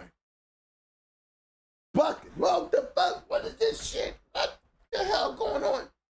Or you trying to walk him down the street and you got the snatch on his ass. And he's fighting you. Ain't the hell? And you getting rough. No, motherfucker, we gonna walk. You gonna walk with me. That's how a puppy feels. That's how I felt. So I understood clearly that I had to hurry up and figure out what the hell is going on up in this shit to survive. You understand what I'm saying? I had to figure out real quick. First, I need to get on them yellow footprints. Fast as hell, figured that out quick. You know, it didn't take him but one time to get up behind my head and tell me about the yellow footprint. You know, I better make damn sure my little feet cover this yellow footprint. I never seen what he did to one dude who was standing up there straighter than a motherfucker thinking he was doing a Marine commercial and he wasn't standing there right. He wasn't covering up the yellow footprint. So all that was to no avail because he got his ass chewed out, pushed off the line into a whole nother line of people because his feet wasn't covering the yellow footprints after the man kept on saying, put the feet on the yellow footprint. You know what I'm saying? Getting scolded like we have to scold our puppies when they get off the line. You know what I'm saying? When they want to bite your hand instead of grabbing the rope, they want to bite your hand so you can let go of the rope. Because you ain't doing exactly what you're trying to teach him. He's trying to figure out how to beat you with your game. You know what I'm saying? You want him on the rope, you want him on the towel, but he figures, I want to bite close to your hand. I want to hang up there by your hand. I can put my feet on your hand and try to push it away from you. He's adding his own tricks to the game. You see what I'm saying? He's like a puppy. Like, you know, like me, not catching on what the line was. You know, I'm trying to do it my way. I'm just trying to line up next to a person quick as I can. I don't know whether we on the line or not. I'm trying to line up with this guy. Evidently, we wasn't on the line that they wanted us on. We was in a line, but we wasn't on the line that they wanted us on. So, you know, they clocked out on me too. But see, this is what I'm talking about when I'm saying when you're raising the young dog. Look at the breakdown that they did to us. You're not with your mommy and your daddy no more. It's like when you change that puppy's life. You take all the other puppies that he was growing up with and you take him out there and you put him out there on his own. And they had to grow up being alone and separated. Or you got those guys that think that they can raise their puppies together and they can continue playing together as they grow up. Yes, you're going to get good dogs out of those. You sure will. But guess what? They're not going to be as quick as you want them to be when it comes to developing for what you want them to do. Those are the ones that you'll find yourself waiting 2.5, 3 years old before they ever pop. Because if you're going to use them, you cannot socialize. Socialize from a chain. Socialize from a walk down the street. When you socialize from a walk down the street, even as a puppy, you teach your puppy don't go running after everything you see. I didn't like my puppy running after shit. I didn't like my puppies barking at other dogs. I didn't like my puppies that bark at shit. You know, you see a raccoon or a squirrel running and shit like that. You know what I mean? And they pop up and zero up. Yeah, give me that. Give me that. But I can't have you flipping and tripping the hell out with the German Shepherd is walking across the street. He's a German Shepherd. No. We used to take the puppies out, and when we walk them, we give them all a chance to lead. It's a good trick. Give them all. You get 3 of those puppies, 3 guys, and I use my kids. We use them. We take the one out. Now I'm the leader, so I start off the first one. And then you got the other puppies. You know, you're all on the sidewalk. You're trying to walk them together, but you're not walking together. You're literally letting them lead because they're gonna follow me. Now the puppy that's leading, you know why he's leading? Guess what he's doing? He's looking on both sides of him. He's looking on both sides of him because he don't want nobody to pass him. You see what I'm saying? When you start doing these walks with him, go through the routine. Each one of them get a chance to lead and watch their behavior. Watch the behavior. It's called development. And when they start doing that, you check them and then you fall back and bring another one up. And now he's leading. Now he's moving because now he's got the lead. Guess what happens to my puppy? Oh, he's back there whining. Because now you got 2 puppies out in front of him when he was leading. He's digging because he wants to lead back. It's then turned competitive for him. His drive is then kicked in. He don't want to be back here. He don't want to be back here looking at their asses. He wants to be back up in the front. So you're going to see him scratching fingernails over the concrete, digging all hard like he's moving the world to get back in front. That's a check one. This is what you're training your dogs to learn. And by the time it comes his turn, guess what he's doing? Oh, he's down there running back to get up in the front. Now you got the other two standing behind him tripping the hell out. It's called development of the drive. You're going to keep on hearing me say drive. You're going to say it's because I'm not speaking about gameness. Gameness is what it is until you quit. Drive got many levels to it. Drive has more levels to anything that you're trying to do pertaining to gameness. You want to make your dog game, keep your dog game, then you better give him a drive. And there's nothing you can do with gameness. There's everything you can do with a dog's drive, his focus, his mental intensity, to be focused on something. By any means necessary, whether he get dead ass tired, he wants whatever he's focused on so bad that he digs and work hard for. You're going to bring out a young puppy and play with a young puppy. Then you play with a young puppy, teaching him how to grow into a man by doing what's best for him in his mind. Don't go through all that physical shit if you ain't got his mind right. What's the best age to check one? Mind. How about working with your puppies and finding out what's best for them? Can't name them all the same. You learn to understand what I'm talking about, you'll understand exactly it doesn't have to have an age to it. What you're trying to see is you're going to see it. Stop looking at their bodies. Stop looking at this, forsaken future. And start dealing with something you can see for yourself and there's fact to it.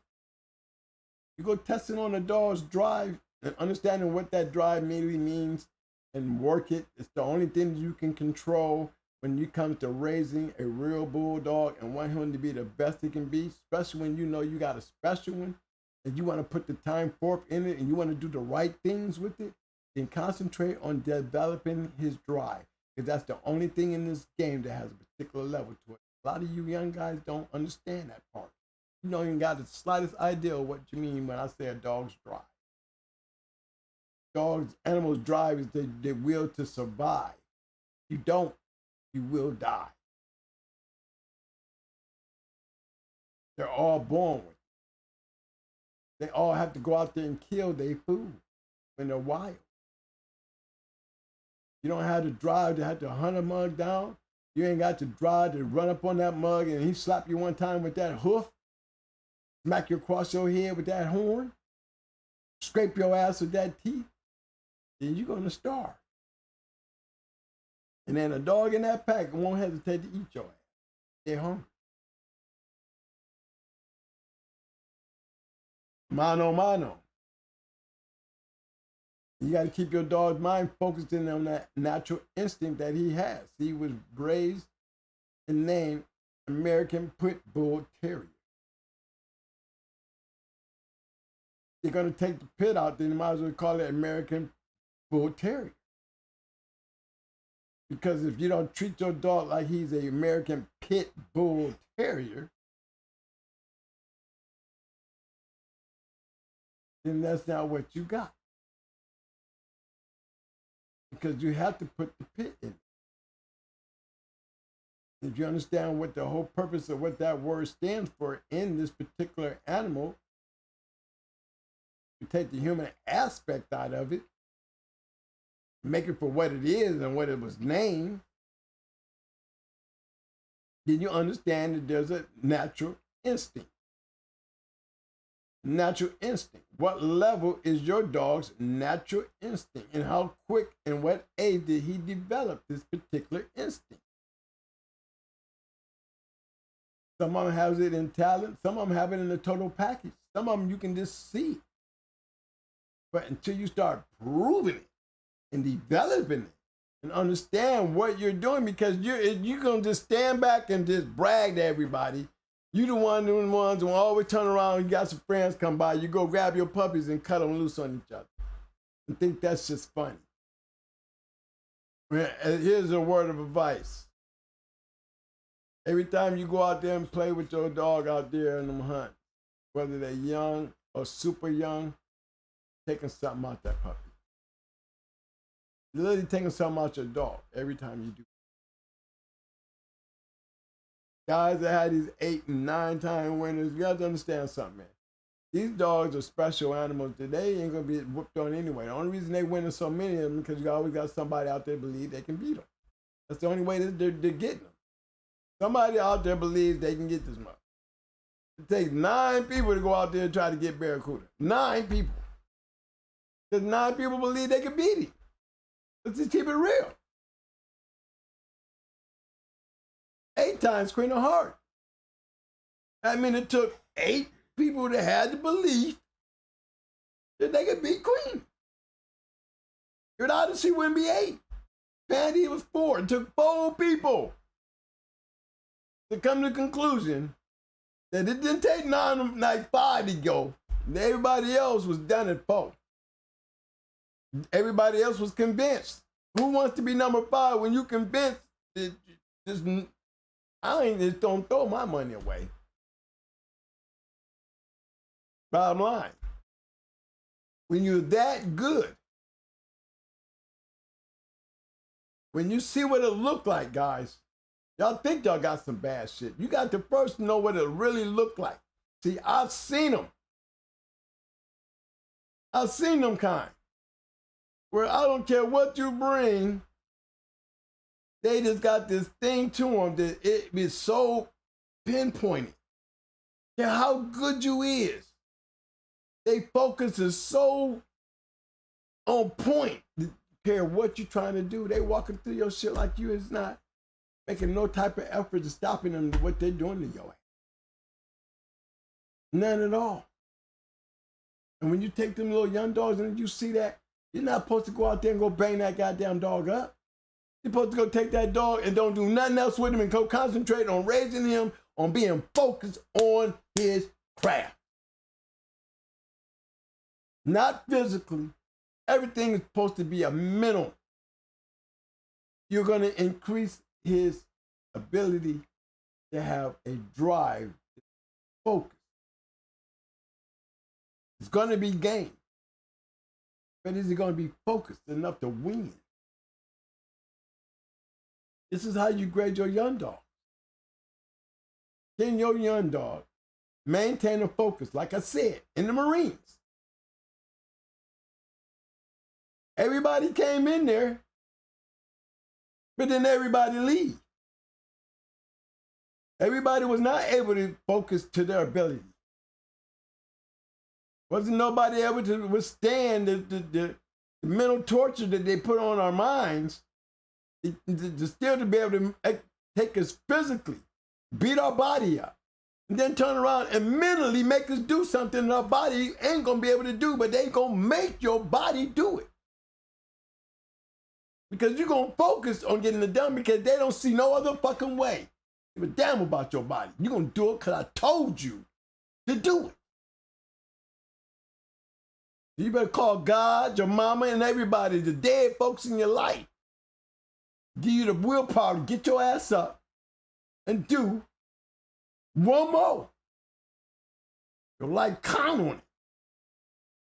They're focusing us. You're going to a place that we got to call on something we ain't used to calling on. I made it to the Marine Corps because I never stopped. If this motherfucker, I figured out, if he believes I can do it because evidently he's pressing a point that this is what he wants, I learned to focus on what the man is expecting me to do, regardless if by any means necessary, I'm going to get it done. I'm going to do it. Yes. They used to take me and my brother and put the biggest guys on the bugle sticks. These big crazy ass people.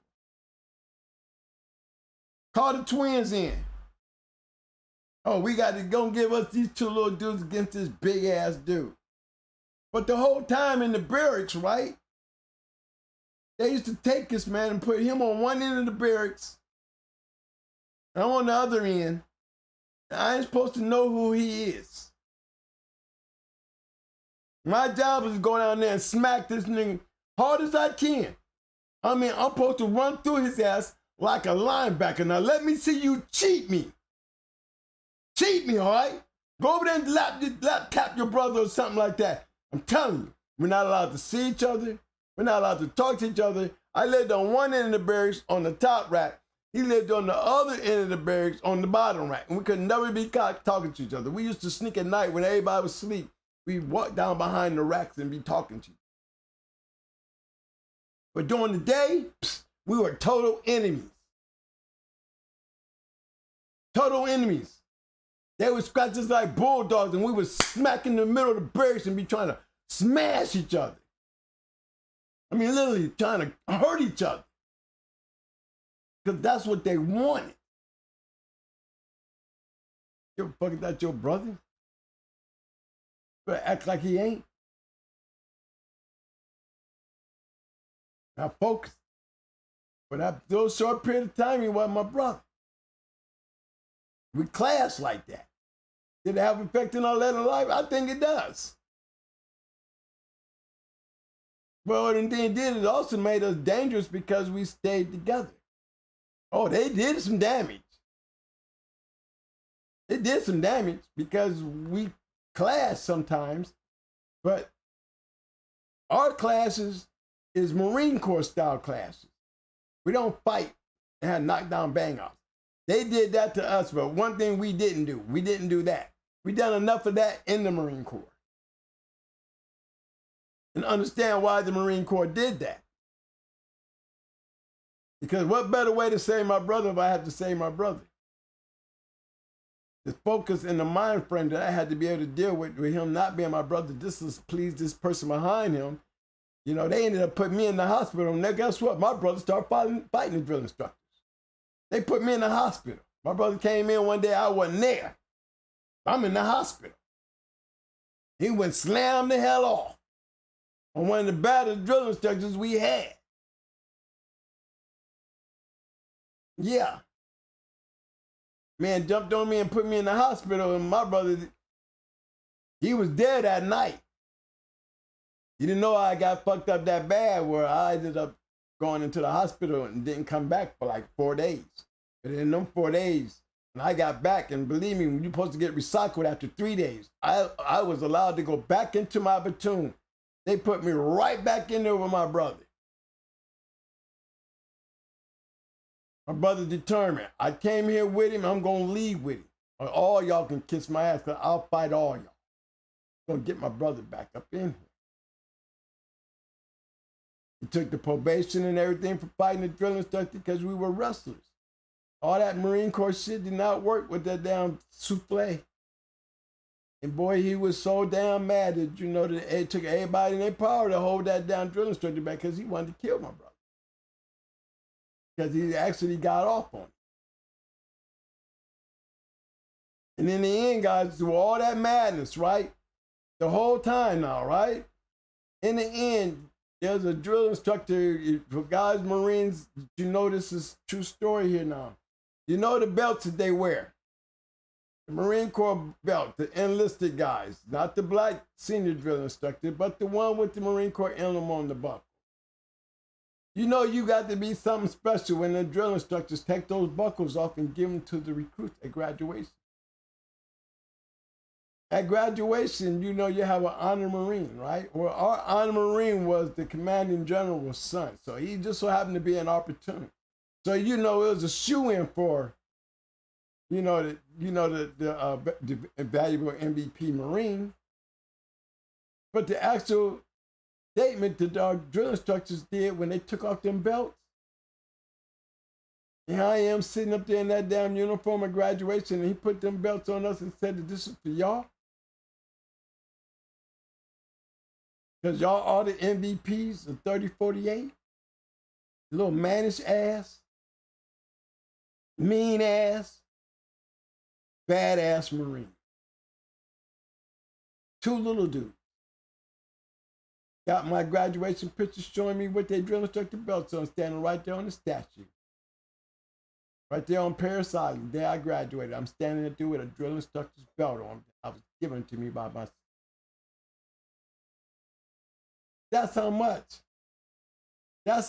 all that focusing and beat me up and fucking with me all the time, tell me I ain't gonna make it. You'll never be a Marine. You'll never do this. You won't see, you too goddamn blind to shoot straight. All that. Yep. My brother comes out expert. So he was too dumb to shoot anything. You got a little bit of cross-eye stuff. There's something wrong with your eye. You'll never be able to shoot.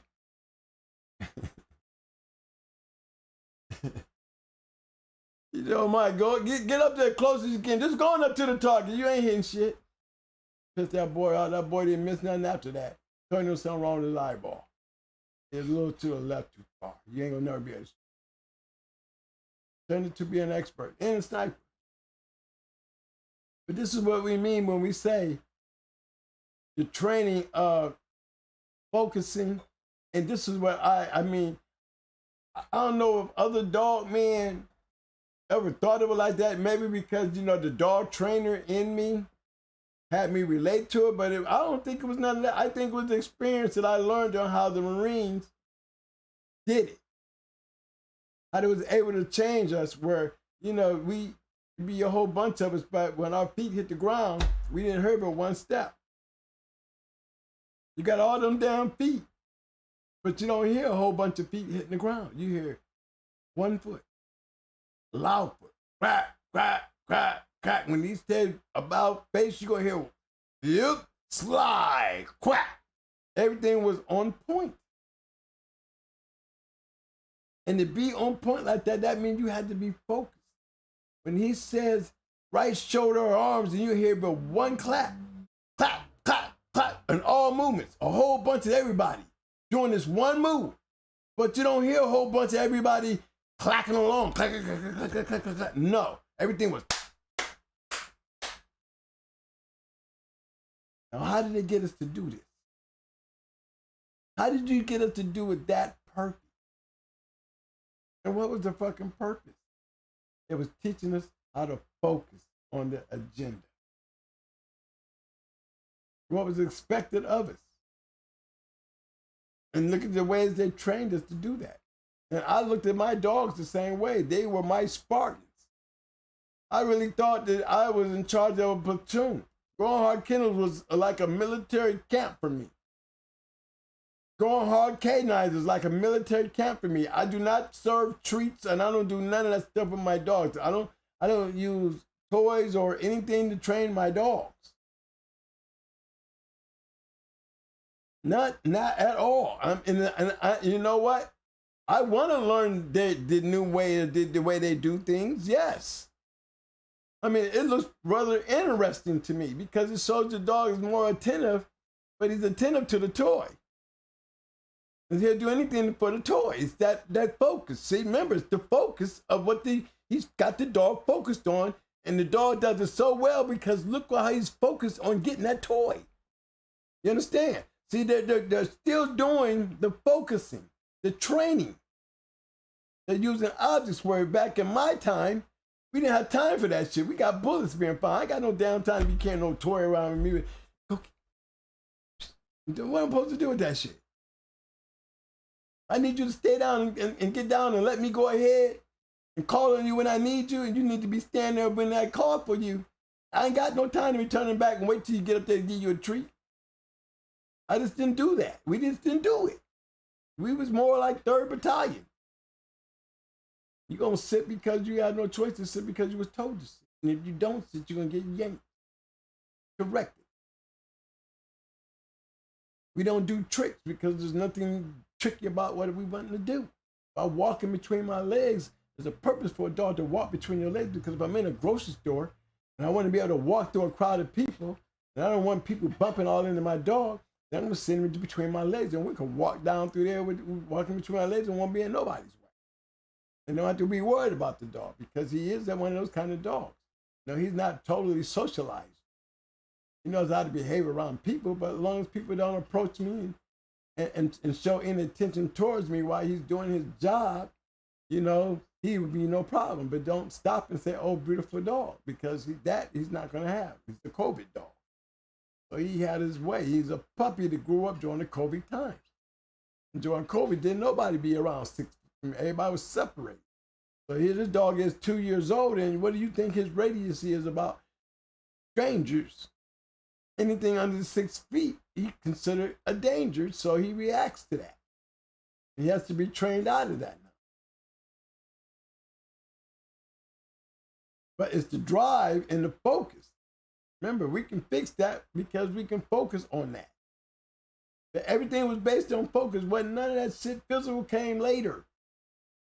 They built the mind, but the whole time they was beating us down physically to beat us up mentally. They just kept beating our bodies up, just beating us like we just didn't have no more effort, being thrust you to death.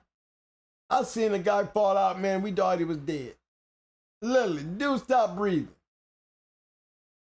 You think this drilling truck that had any sympathy for him, man? Man, just to show us shit, man, they had to blowing that man. Man, that man got that breath. That drilling truck showed him, man. He looked down at him and said, you should have died. You should have died, is what he told him.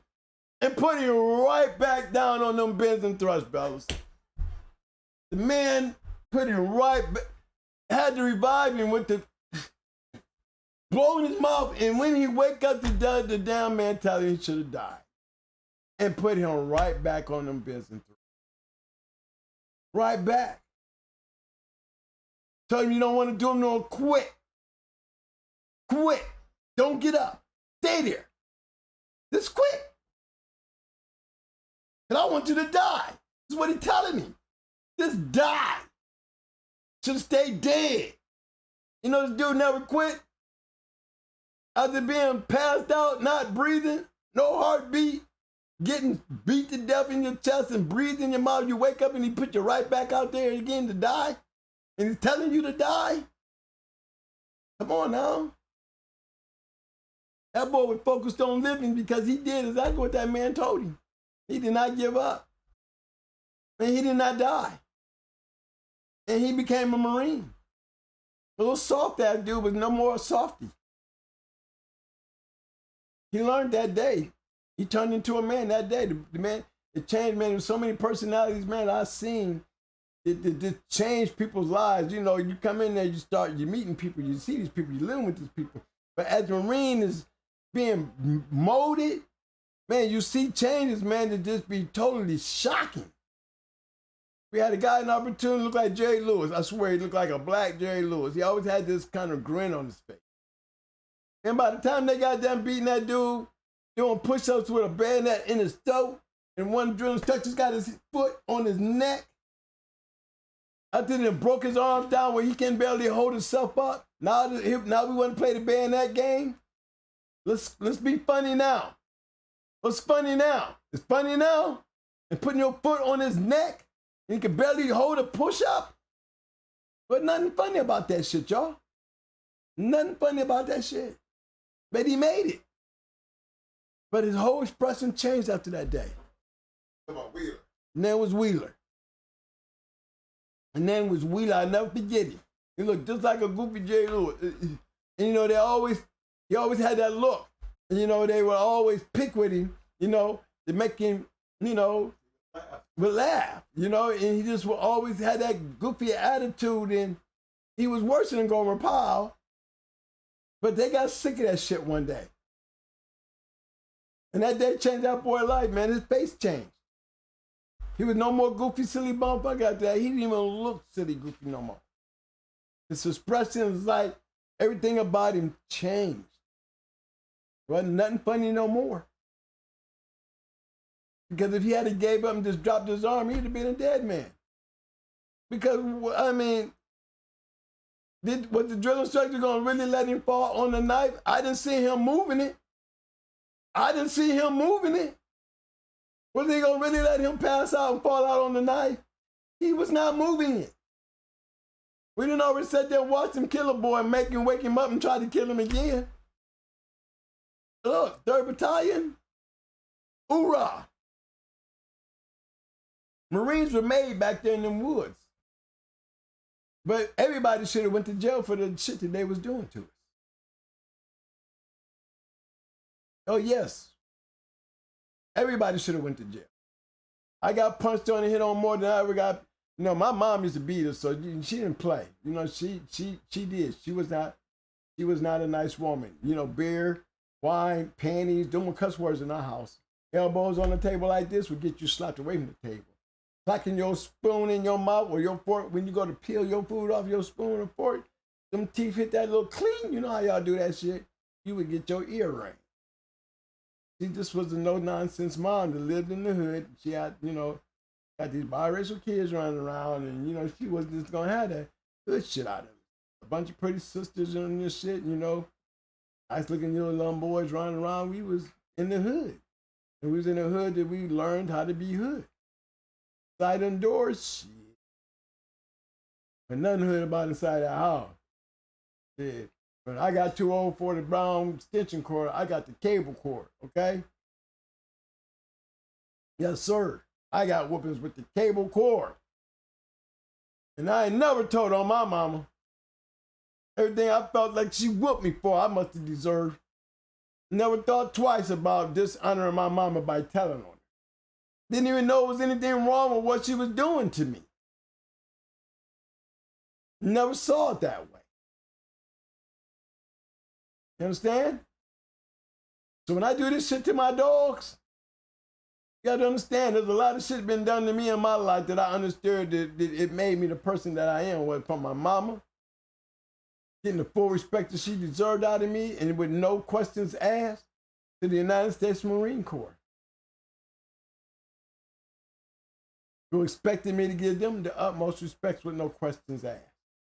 And in return, made me a bad motherfucker in all aspects of life. In all aspects of life. If I was a dummy in the beginning, I became a smarter badass in the end. Because I caught on.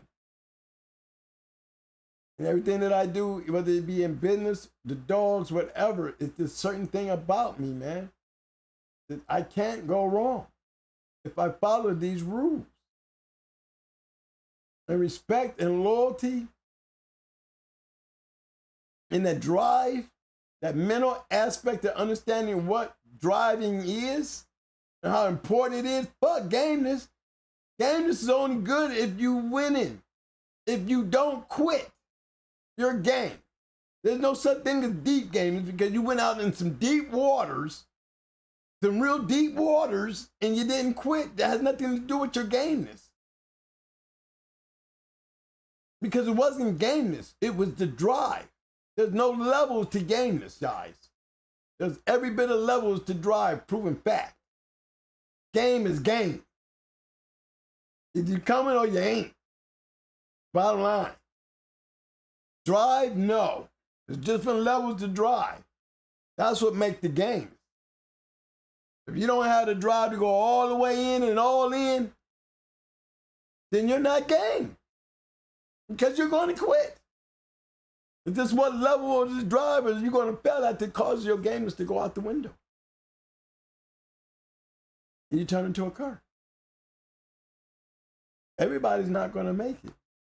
And if you do this shit long enough, you'll understand exactly what I mean, because everybody don't make it. So does it matter what age you got? No. Does it matter what time you put into them? Every bit. Does it matter what you're teaching them? So much more. What age do you get that at? This is what you have to learn. You have to learn that yourself. Don't let nobody tell you nothing because they don't know your dogs and they don't know your yard. Because everybody's yard is different and everybody raises their dogs in different ways. You was raising your dogs exactly the way I was raising mine. You'd be out there handling your dogs out there and you figure out what it takes to have a good drive. Whether I do it with a pit bull, I do it with a German Shepherd or a Malinois or a Rottweiler, I'm going to be digging on the drive. I'm not using a flirt pole for no reason. And at some point, what good is a flirt pole if you want to continue to drive is he never has the satisfaction of really tearing into something. No, I want you to tear into something and learn how to tear into so bad that when I do take it away from you, you got a chance to go get it. You want to get back in there and finish tearing into it. That's what I make them work for. The joy of tearing into that shit. The harder it makes to get it, the more when you finally get it, you get a chance to explode like you want it. That's what makes the drive even stronger to have it. Got it? Now, I said it wasn't going to take long for me to go over this shit. And it really didn't, because my message is right there in the words. Everything that I just spoke about, guys, you can replay this thing, and everything about what you do with your dog as a young dog. And what good time to do it. And what are you looking for? And what are you supposed to do? I covered all that and gave you all the type of examples why I did it this way. Remember, I'm only telling y'all what I did. The whole time, I told y'all what I did. And tell you what somebody told me. Didn't tell you what somebody advised me. I told you exactly what happened to me and what set the pattern, the way I train my dogs and the way I do my dogs. And the expectations I expect from my dog. And the responsibilities that I have to my dog. Because in my life with my dogs, I was that drill instructor. And these were my recruits. These were my soldiers. These are my boys under my command. Everybody's not going to make it. But those who do, you can go through what I'm putting you through, and nothing going to beat you. And I ain't talking into the future. I just stand over in my yard and make predictions. No. What I did is I went out there and did what I did. Or I would not be sitting here talking to you guys. It wasn't shit. You know, heard enough of me and you know enough of me, you guys who's been back damn near 35 videos later. In such a short time, we came a long way. You should know me by now. And I've only told you what I did. That's it. I'm telling you exactly that. In my mindset. What was my mindset? I try to give you where to the development, what happened to me in my mindset that made me the person that I am, to be the person that I was towards my dogs. And basically all the dogs. And it worked out for me. You know, if there's anything you can take out of this, is stop looking for the gameness, start looking for the drive. Because the drive has different levels to it. Games only have one. You're either going to be game or you're going to be a cur. There's not really no true levels. He's game. He just go all day and get beat up and he's still game. No, he's so stuck on his drive. It's not gameness. Gameness is there's no level to gameness, y'all. There's no level. What? You keep putting something on him and he just keep going and going and going and going and going. That's because he has the will. His mind is so focused that he never lets what's happening to him take him away from his drive of continuing. See, that's a high level of drive. I wouldn't give him that much gameness because drive is more important to me than game. Because if you lose your drive, you're going to show you how weak you are when it comes to your gameness. Because believe me, you lose the drive, gameness is next. You don't develop the mind, then you're gonna go out there with a little puppy thing and you're gonna whoop a man and you're gonna, that grown man gonna bring the puppy out his ass and you're gonna see it. Because you wasn't paying attention. Or you was afraid to admit to yourself that you didn't want to test him when it was free. A lot of you guys don't want to test your shit because you don't want to look bad. You better get used to that shit because 90% of your yard you're going to be getting rid of. 90% of your yard you'll get rid of. I bet you that. Even you doggers out there that's dogging and going through dogs, how many you keep and compared to how many you get rid of? Tell me. Tell me. Because we sure ain't having 5 or 6 champions coming out of these litters. Imagine if everybody was guaranteed 4 or 5 champions out of their litters. Guaranteed. Guaranteed. It's going to take a whole bunch of losers. And to do that, we're going to have a whole lot more losers than we're going to have winners. Take note. Thumbs up, thumbs up. I need thumbs up, thumbs up. Y'all feeling what I'm saying today, man?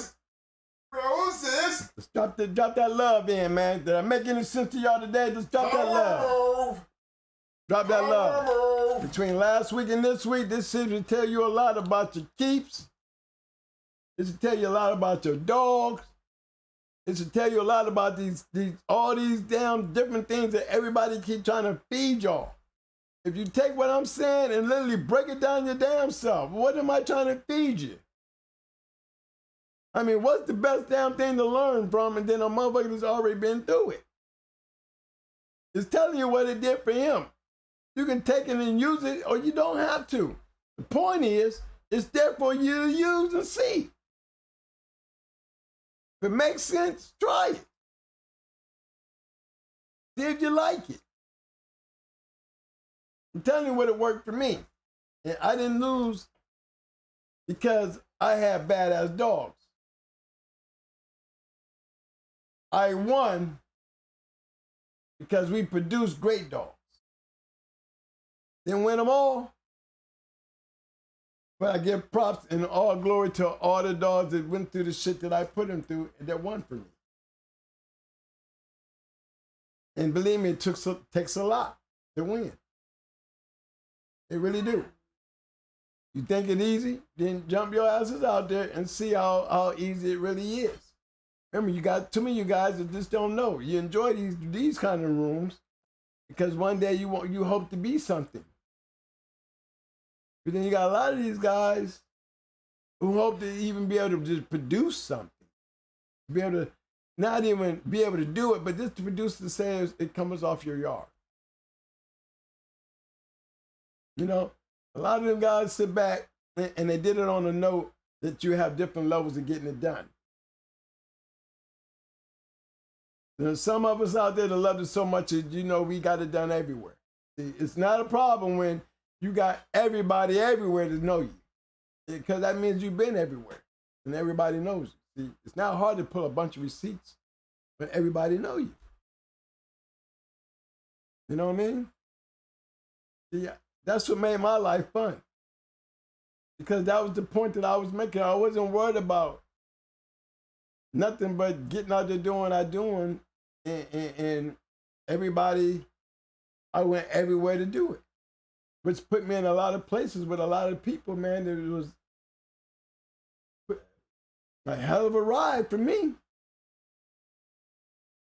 Guys can act like they can hate on the twins, but they can't say nothing to the damn twins when it comes down to what we did in this game and the people and the shows and the things that we had to enjoy. If I was to sit down and write a book, y'all be putting James Crenshaw's book down. James Crenshaw never went to the big shows like we was looking at. He was dealing with his own show. Let's dig into their background. Why wasn't they showing up on these big, all holy mighty big cards and big shows like Bronson and Fergie, Fat Bill? They was going into them motherfuckers. Believe that. They were taking 8 grand champions and 4-time winners, testing the waters. I ain't knocking James and them. You know, I give Supernat more props. I give Cunningham's more props. I give Ozzie Stevens more props. Because they tested them waters from wherever they come from. I can't speak on all that about Casino and the Grand James Crenshaw bunch. And that Bushnell shit. You know, they did get around, but no. Can't give all that credit where it's not due. Everybody be so quick to talk about Blackjack. I'm not taking nothing away from Blackjack. I'm not taking nothing away from Gator. But if you go back and you do your homework on them dogs, it ain't gonna be all classes you think it is. Why y'all so always eyeglassing everybody? A lot of them great dogs that you think was so great that didn't run into them lanes that really had all the real badass dogs. We was playing. Some real bad motherfuckers was over there. You start talking about Cochise going into So Evil. Champion May going into Grand Champion Chi. But y'all want to wave the flags like, you know, Fat Bill has some sorry-ass dogs or something like that because the motherfuckers lost. No, he had the kind of dogs that it took great dogs to beat.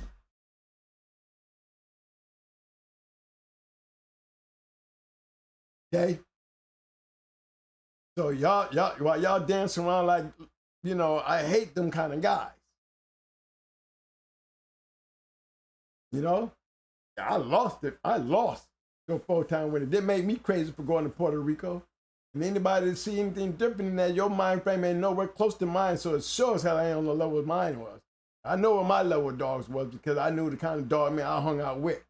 There's no other way than me being a Marine and the people I hung around. I know I ain't had no fucking problem going into a 4-time winner without win or lose. And that means I don't got a fucking problem going into any of y'all. Not at all. I could come out of retirement and don't give a fuck about any one of y'all that think y'all got a badass, so I could put one on your ass. Show you. And invite anybody to think I can't. All y'all did is spark the blood in me. I got kids that got dogs. My kids is like us. So we always got weapons hanging around. We got a legacy that's still going on out. And there are those who want to check your hands, and I don't want no new boys. It's not meant for none of y'all. It's only meant for those who ever thought, or even got the inkling to think, because I'm out, they safe. No, because we can always unretire like Tom Brady. I just had to check my stock to make sure. And yes, I have stock. So, hey, that invitation goes out. But it's not going out for none of you new guys. Only for the old ones. Whoever felt like that, you know, you got that little itch in your drawers to really find out, I come out just for you. Does any of you old timers that want to check your hand and see if you thought y'all could really handle going hard and want to add me to your repertoire? Hey, I'm telling y'all, you know, for the right way and the right day, you can get that. You lit me up. So, not promoting dog fighting. We're talking about hunting, guys. Don't take it all wrong now. We don't condone dog fighting. We don't promote dog fighting. We're not dog fighters. We are dog hunters. Okay? But that's for anybody that wants to play. You know, I'm retired. I want to stay retired. But there's a lot of young guys out there, man, who wants to be good. And if they can't do it, they want somebody to lead them. Okay? And I'm willing to lead them. You know what that means? I mean, if I say if they want to fall back, don't let me fuck up my dog. Trent, save me, help me with my dog. I will help you with your dog. If he's great to me, you're going to be in good hands. So I'm letting you know. That's for you new guys. That's for you new guys. You new guys. It's only meant for the old. We're going to beat up on the old people. The old dog man. You know what I mean? Because them are the ones that's taking advantage of y'all. Then the ones that's locking y'all out. And picking and choosing who they want to let through. They're going to let through the good ones. They're going to let only the ones that they know that they're going to put some ass on their ass. You know what I mean? We're gonna stay strong to that thought. Dog man, you know I'm always bringing real, especially on Talk Shit Tuesday. Told you it was gonna be a short show. You know, and what I covered in this young dog shit, come on, y'all. Y'all men, I related to what a young man as myself was turned into a man in a 13-week trial. But before I was raised by my mama to prepare me for such a move that I felt like I could handle, and I handled it, and I did win. I won. I became a Marine, a real special Marine for me to wear them belts that they gave me and my brother. So all that ass whooping y'all was doing and slapping on me and calling me a punk ass little squirt and all this shit, the whole time you were trying to make me quit, you wasn't trying to make me quit. He wasn't trying to make me quit. They was checking the wheel of my drive. That's what made me game. My wheel. My drive to win. No, I ain't gonna quit. You ain't gonna make me quit.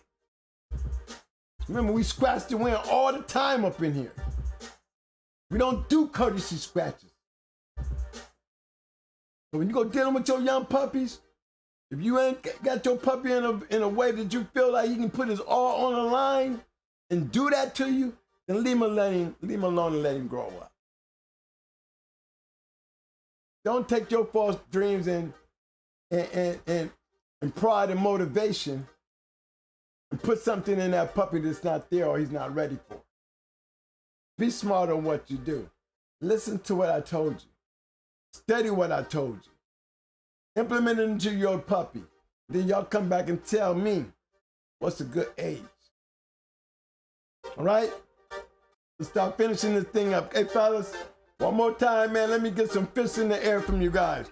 I need some muscle. Tomorrow about motherfucking birthday. Thanks for all the happy birthday wishes, y'all. Thank you for them happy birthday wishes, man. Brother, look here, fellas. 61.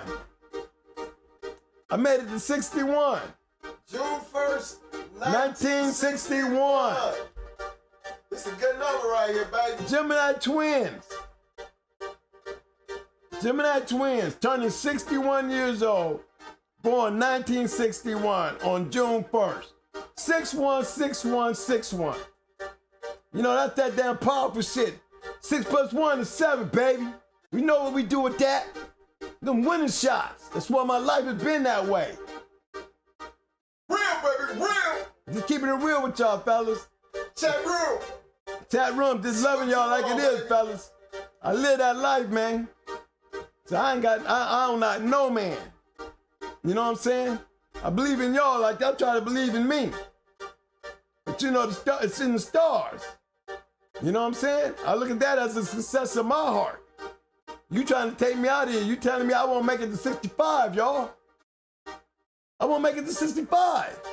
So just imagine this shit, y'all. I got a birthday tomorrow, and yet I might not make it to 65. You know what that means? I ain't going out no car. You understand that? I ain't going out no car, fellas. I'm 61, and we're gonna live that day right there. And when I turn 61 tomorrow, I'm gonna continue living 61 until I turn 62.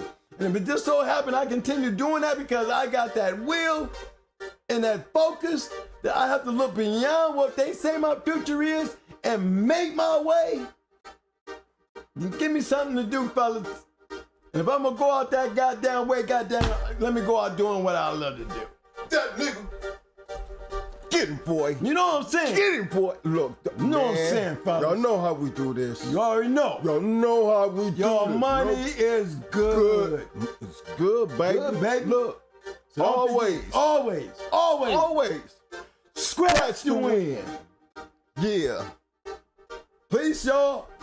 All day, fellas. All day. Love y'all, man.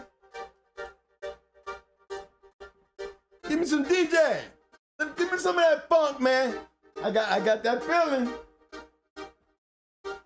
I got that feeling.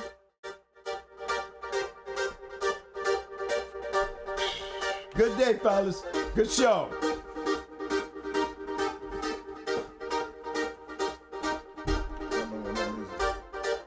I don't know. I might stop in and throw some shout outs tomorrow. We might do a birthday celebration, pop in my little friends, my family and shit. See you on the parking lot. See, but in the meanwhile, in the parking lot, fellas, let's go meet up, roll up. Meet up, roll up, let's drink up. Let's celebrate. Tomorrow's this nigga's birthday. Peace.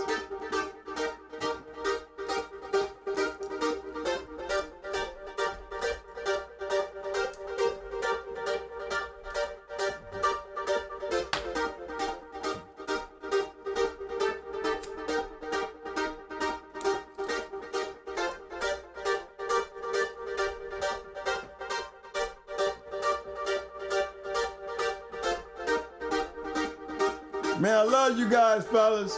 I swear I do, man. Y'all give a nigga so much motivation, man. Y'all give me so much motivation.